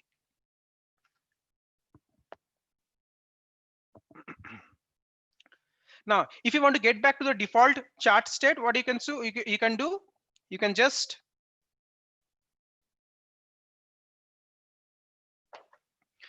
remove these filters from here, and you will get the original chart that we are working with.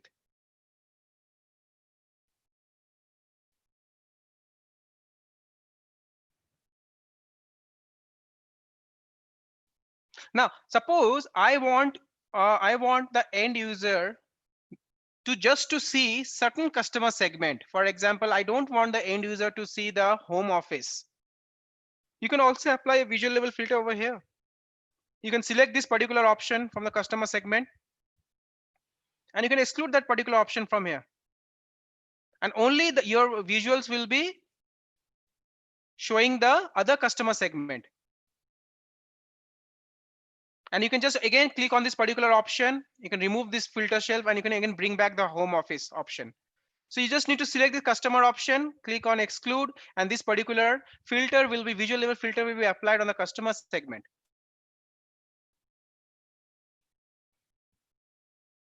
You can apply visual level filter at any part of your data. For example, I want to apply on this particular part. So I can keep only this particular part, and I can remove the other cluster that is getting created over here, and I can just keep this particular area just to analyze what kind of sales and what is the highest sales that we have made over here. Now there's one more important thing that I want to show you in visual level filter. Let me remove these filters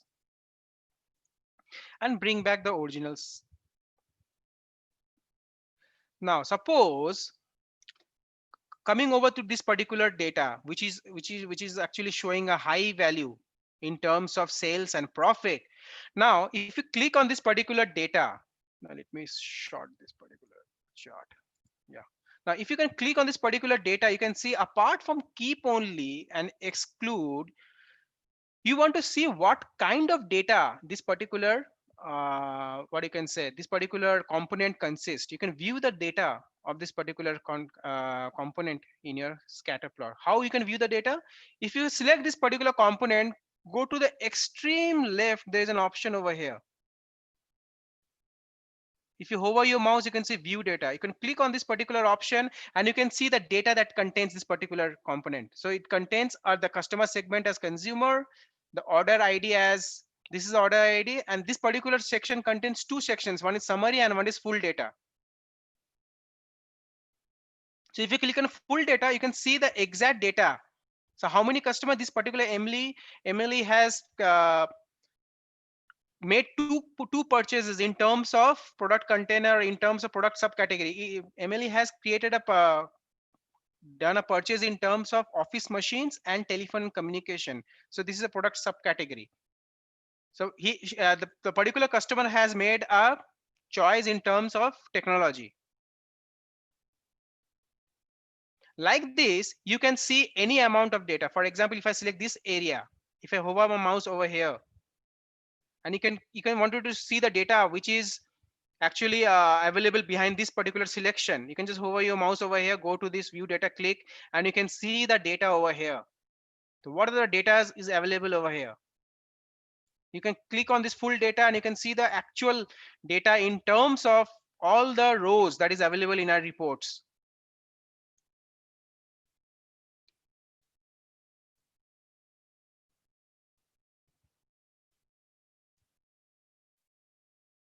So this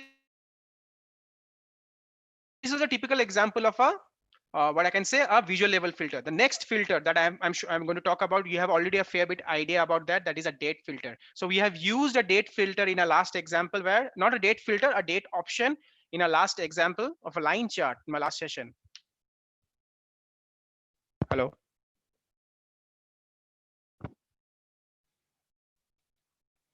Now let me take a new worksheet and let me show you the date, how we apply a date filter. So before that, I will try to give you a fair idea about the date filter.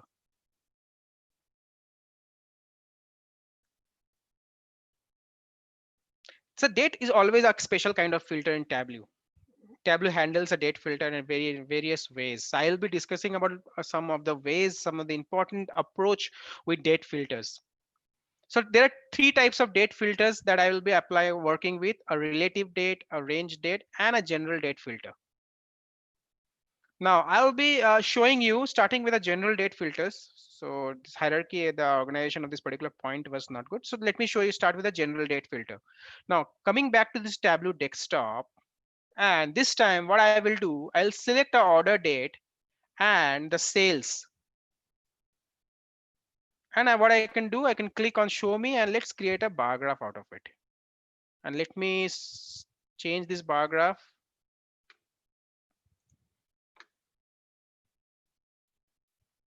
Now you can see that I have used an order date and a sales for this bar graph, where I can see the year-wise sales.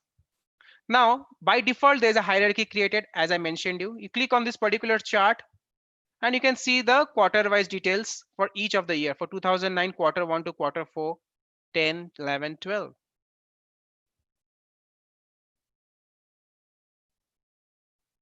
Now, what if I want to see the data, I want to apply a filter on year wise. I want to see the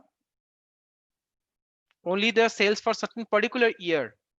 This is where the first level of date filter comes into focus. How? You can click on this order date and click on show filter, and you can see by default the year has been created. Now what I can do, I can select a particular year from here. For only for 2019, I can have the quarter wise details, or I can just compare 2009 and 2010. I can compare 2011, 3 years of data. So this particular hierarchy has actually helped me to compare the data in such a detailed way. Now let me ask you a small question. So let me see if you can figure out. You don't need, if you want, you can answer it.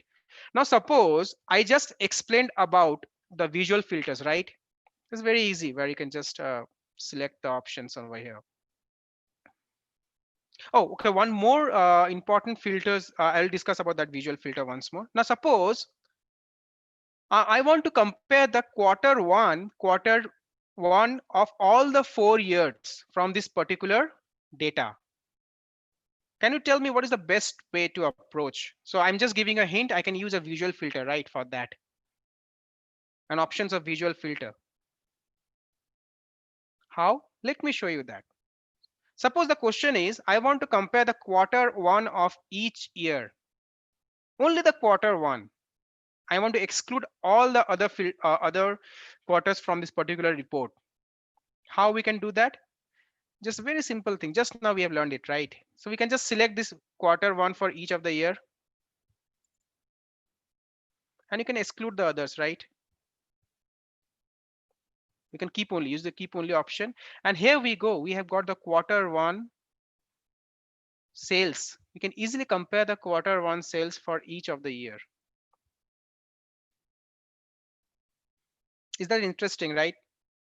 So we can see that how we can use all the how we can combine all the types of filters easily, and you can just drill down to our data, and you can just do a detailed what you can say analysis in term by using an order date filter. So order date, that's why order date filters plays a very important role. It helps us to understand the time component. It helps us to apply the time component in our data. Highlight, do the analysis in considering the timestamp or the time component that is involved in our data set. Now let me go back. Now suppose instead of doing a visual level filter, this particular step we can apply with a different approach also. Let me show you that also. Now suppose I want to, let me remove this filter from here. Now I want to two kinds of approach I will show you. The first approach, if I want to see the data in terms of month and year, how we can see that? So I want to see the month and the year both together. How? I can just drag this order date to the filter shelf. The moment I drag this, you can see there's an option coming over here, a pop-up window. In this pop-up window, there's an option called month and year. You select this option and click next, and you can see all the month year that is starting from 2009 to 2012, which is available in our data, is available over here. Click on all, apply, okay. Now you're created. You can just right click on this particular filter, click show filter, and all the month along with the year is available over here. Now you have a choice to select all the relevant month. Now if you want to compare January and February of 2019 with Jan and February 2010, you can easily compare that, right? So 2019 January February comes under quarter one, so you can easily compare. So you can easily select the month and the year simultaneously.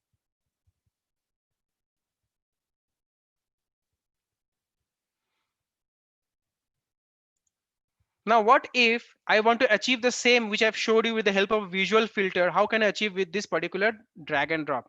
What I can do, I can just bring the filter, you can just click on the show filter option. The year is already available over here, correct? Now again, I will drag this order date into the filter shelf, and this time I will select a quarter option from here and click on next, and you can see all the quarters are available over here. Now we can just click on apply, okay, and I can click on this particular filter, click on show filter, and you can see the order quarters is also available. You can just arrange the filter card as per your convenience. Now, as the requirement was there, I want to check the quarter one for each year, right? Which I showed you with the help of a visual filter. So click, you can just uncheck the quarter 2 and 3, 4, and the quarter one for each year is available over here.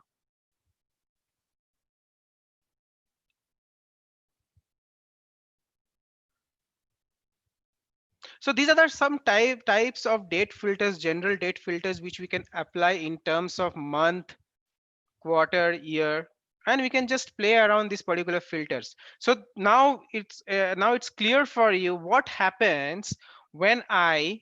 So again, you can just click on all, and you can just get the default. What happens when I show a filter, select a show filter option, and what happens when I drag a filter to the filter shelf? So dragging a dimension to the filter shelf creates more options for me. Now let us explore this particular option that is available over here. Now, suppose I want you, the filter that I want to talk about is a range filter. So how we can apply a range filter? You can select a range filter of range of dates from here. You can see there's an option over here, range of dates. You can click on next, and you will get an option where you can set a range filter. Now, suppose I want to see the data for a particular timestamp. So I have the data range is over here. You can just change the timestamp. For example, I want to see till 2011. So let me select 30 till the month of November from the year 2011. So 30/11 2011. I can click apply, okay, and you can see, you can remove this filter, and you can see that I have got the particular range of date.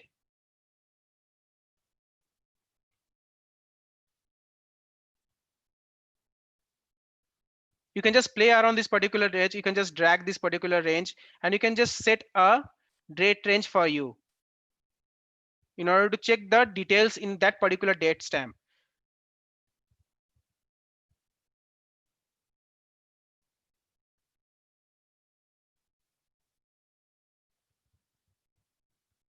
So this was a date range filter. So how to get a date range filter? Let me show you quickly.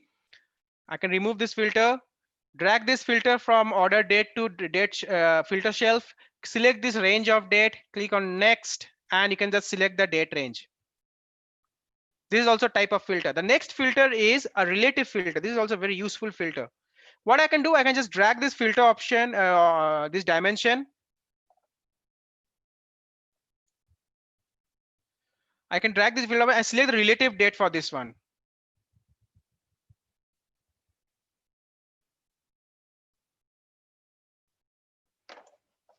So let me show you this relative date. So select this relative date, click on next. Now, this relative date gives you a lot of functionalities. The first functionality that you can get is you can compare the data in terms of year, quarter, months, weeks, days. If you select year, you can get options like previous year data. Guys who have worked on Power BI, you can know previous year, like same period last year data function that you had to use. But over here, we can already getting this year, previous year option.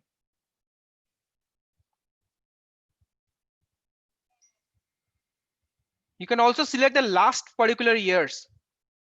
So if I, in this case, if I select the last 10 years, though this particular tableau, this particular relative date function will take the current date and it will give you the last n months or n years of data. For example, if I give 15, so Tableau will take the current date from your system and it will calculate the last 15 years of data. In that case, if you can see 2020, if we go to 15 years back, we can automatically see the 4 years of data. You can again come back and you can check, reduce it to 9 years. So from the current date, if Tableau is taking us back 9 years back, and in the under 9 years, we are only having this particular detail cell because we are using an old date here for this case. That's why. Now, what if you want to don't if you don't want to consider the current date in Tableau? So in that case, you can just go over here in this anchor relative to, and you can change the option over here. So you can see the anchor related to by default takes the current date. So Tableau is comparing the data considering the current date of the system. So you can change this. Now, if I want, I want to check this, change this 2020 to 2012 in this case.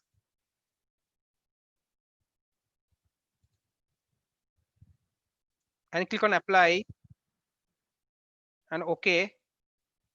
So from 2012, the last 9 months of data it will take. Again, you can change this particular option. You can come over here and you can just make it, instead of 9, you can make it 2 years.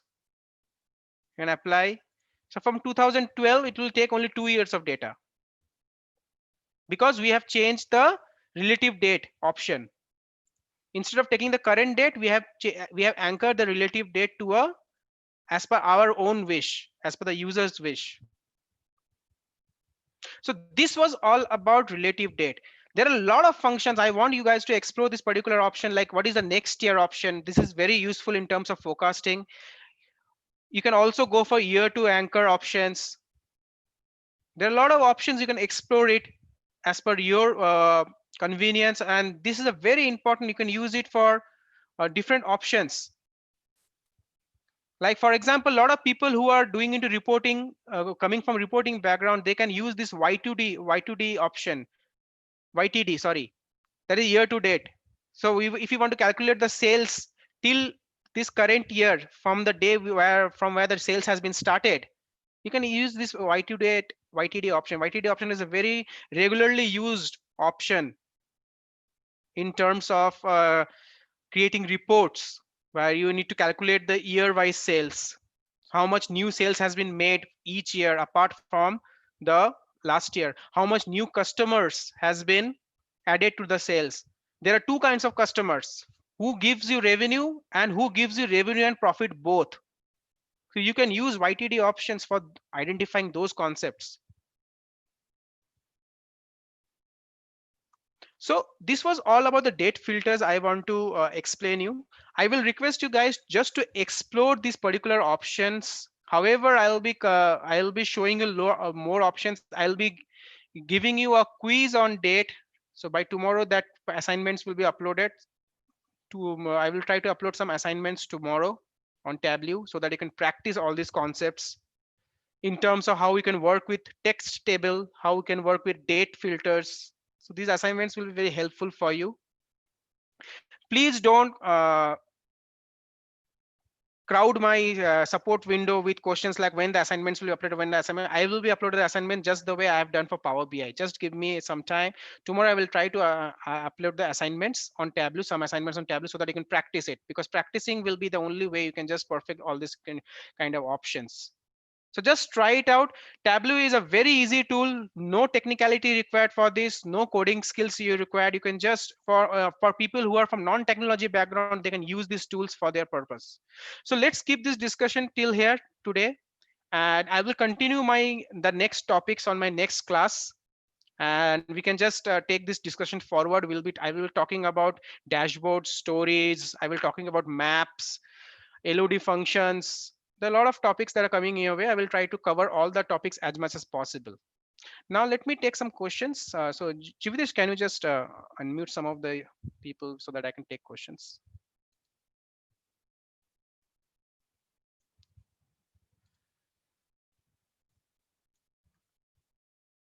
Hello.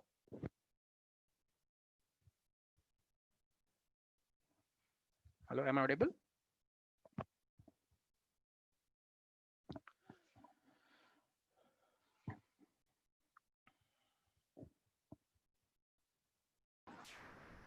Hello. Darshan here. Yeah, Hi Darshan. Amit. Yeah, Darshan, I can hear you. Tell me. Yeah. Thanks for the session. I understood everything apart from the order ID.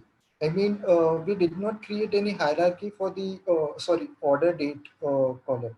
We did not create any hierarchy for the order date, but in the columns we are getting that drill down option. So could you explain that thing once for me?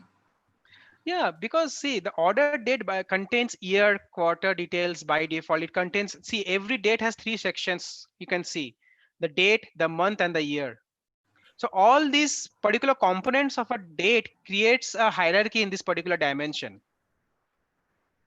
So by default, just like in Power BI, we were getting a by default hierarchy of the from the date. Same in Tableau also, we get a hierarchy in terms of year, quarter. We can just break that particular date in terms of, this is a by default Tableau feature where a date gets a default hierarchy component or a hierarchy architecture, and we can use that particular date into our report.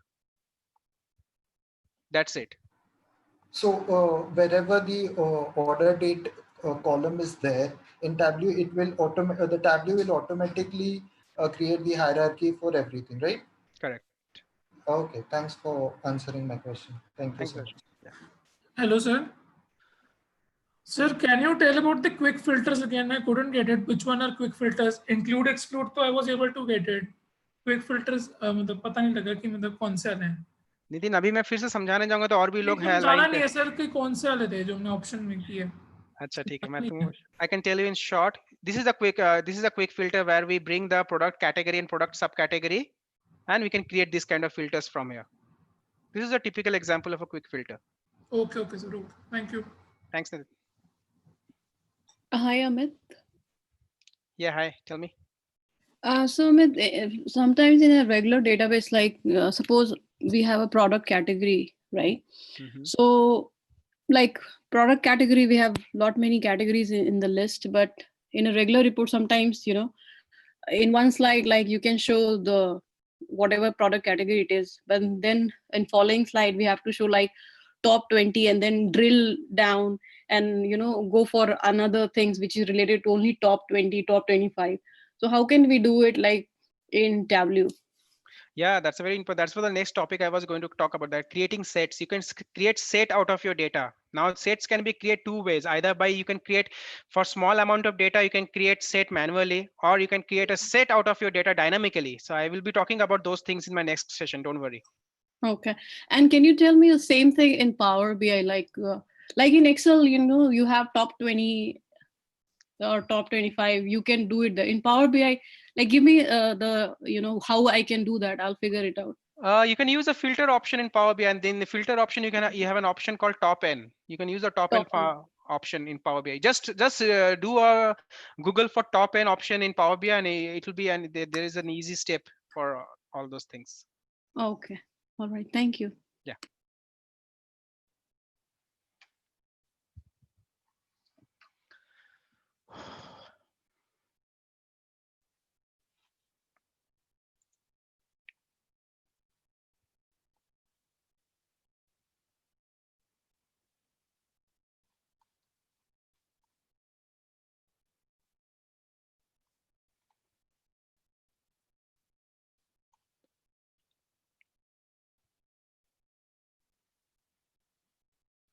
So Shatish, from the QA, I am taking some questions. So Shatish, the PPT has already been uploaded in the dashboard. You can just go and check it.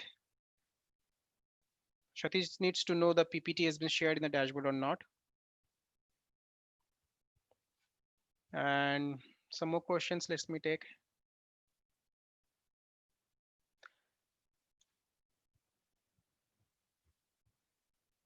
Yeah, there is a modeling part involved in Tableau. So there's a Tableau prep. Amit, I think I have promoted few of them who raised their hand for the question, so they can unmute themselves and they can ask the question. Sure, sure, sure. Amit, this is Sai Vijay here. Yeah, Vijay, tell me. Yeah, I had a doubt like, so for example, message like देखें if था you are a Mau आ गया, company, पता नहीं क्या बकचोदी करने के लिए कर रहे होंगे। Jivitesh bhai, mute, mute, और mute, फिर mute, जाना पड़ता mute. बाहर। Jivitesh bhai, mute, mute. Jivitesh, mute. Yeah, tell me. yeah, Amit. So like we have a scenario like if the company has a quarter, like it's not in the regular format. Like for few companies or few data, the quarter starts from instead of April to March, it might be from May to April. So is there any option for changing the quarter? Yeah, you have put this question in the QA also, right?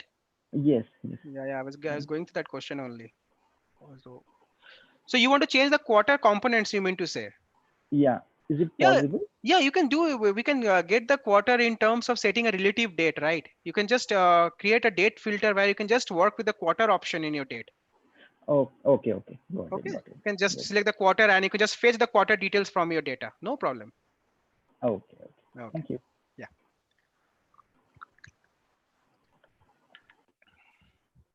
Hello. Yeah, tell me. Yeah, hi Amit, Akhil this side. Akhil Dua? Oh my yeah. God. Tell me, Akhil, how are you? I'm good. What about you? So Yeah, I'm fine, fine. I have one question is like, I was not able to get firstly the number of records which you are, which maybe some other people are also getting, I guess. Means the visual records or what? Yeah, number of record, that is the field which is generated by Tableau. Yeah, that's the thing that I'm also getting a lot of queries on this. What I can do, you can just try to what? install the version 10.0 and check whether you're getting this option or not. I guess that is updated in the Tableau 2020 version. So as per You are using which version of Tableau? 2020.1. So I have reinstalled the latest version. No, you just downgrade your version to 10.0 once and check whether you're getting this option or not. Okay. Just check once, because I'm getting this query. Not all of people, but few people are not getting this number of record option. They're getting a count option. However, number of record and counts more or less is same. But yes, while creating donut chart is creating a problem, which yes, yeah, exactly. because I was While creating donut chart, I was not getting the option of measure. So From where I can what I change will the, suggest, just downgrade your Tableau version to 10.0 and check Akhil. I guess this is some version issue going on. So it has changes on the new versions and all. Let me explore it. But however, as of now, you can just uninstall the 2.20.1 version and you can just download the 10.0 version and check, just to troubleshoot from your end, whether it's a version kind of specific issue or it's some other issue. okay. Another thing is like, why we do not create the alias for the measure fields? Like, I got the answer for the hierarchy as well as for the groups. But for creation of aliases for the measure, like why it should not be used? Like, It's very simple, Akhil. The thing is that suppose I'm handling a major group which contains hundreds of data, hundreds different range of data, not same data. okay. So 1 to 100, for example. Now, if I start creating a hierarchy, you're talking about hierarchy, right? Or group. I'm talking about aliases. So if I create aliases, just imagine if you think logically, for 1 I will have one name, for 2 I will have one name, for 3 I will have one name. Now I have hundreds of alias. Now can you just imagine, if you speak logically, if you think logically, it's not possible, right? And secondly, there is no use of creating alias in Major, because these options are only for dimensions. Okay. Whatever options of grouping hierarchy applies on the dimension data items. Okay.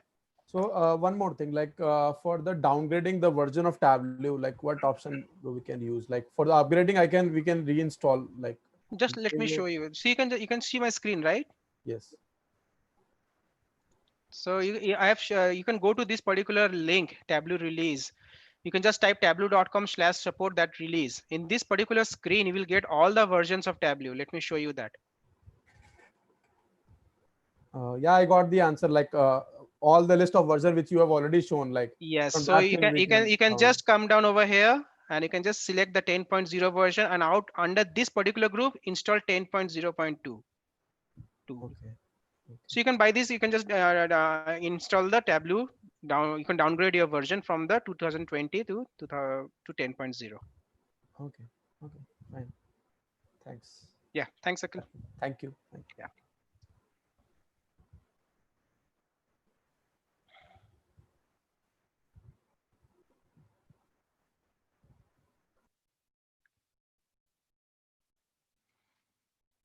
Hello. Hello. Yeah, Chakra, tell me. Hi, Amit. Thank you for your time. I have a question in Power BI.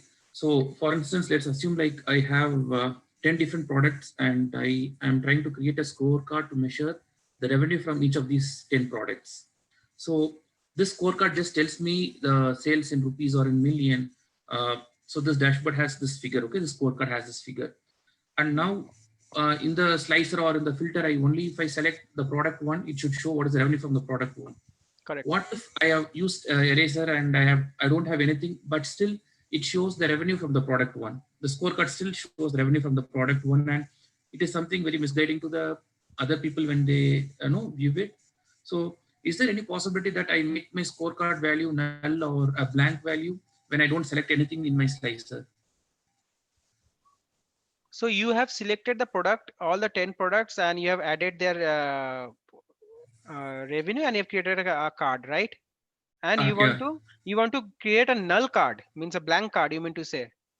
Yeah, like if I choose product A, I will see the revenue from product A in my scorecard. Yeah, you create a slicer for that. Yeah, you can just create a drop down, and instead of, you can unselect the all option from there. So once you select the all option, unselect, all the values will go from the card, right?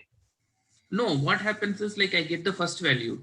So in the values button, like what we try to do here is like, just give me a minute.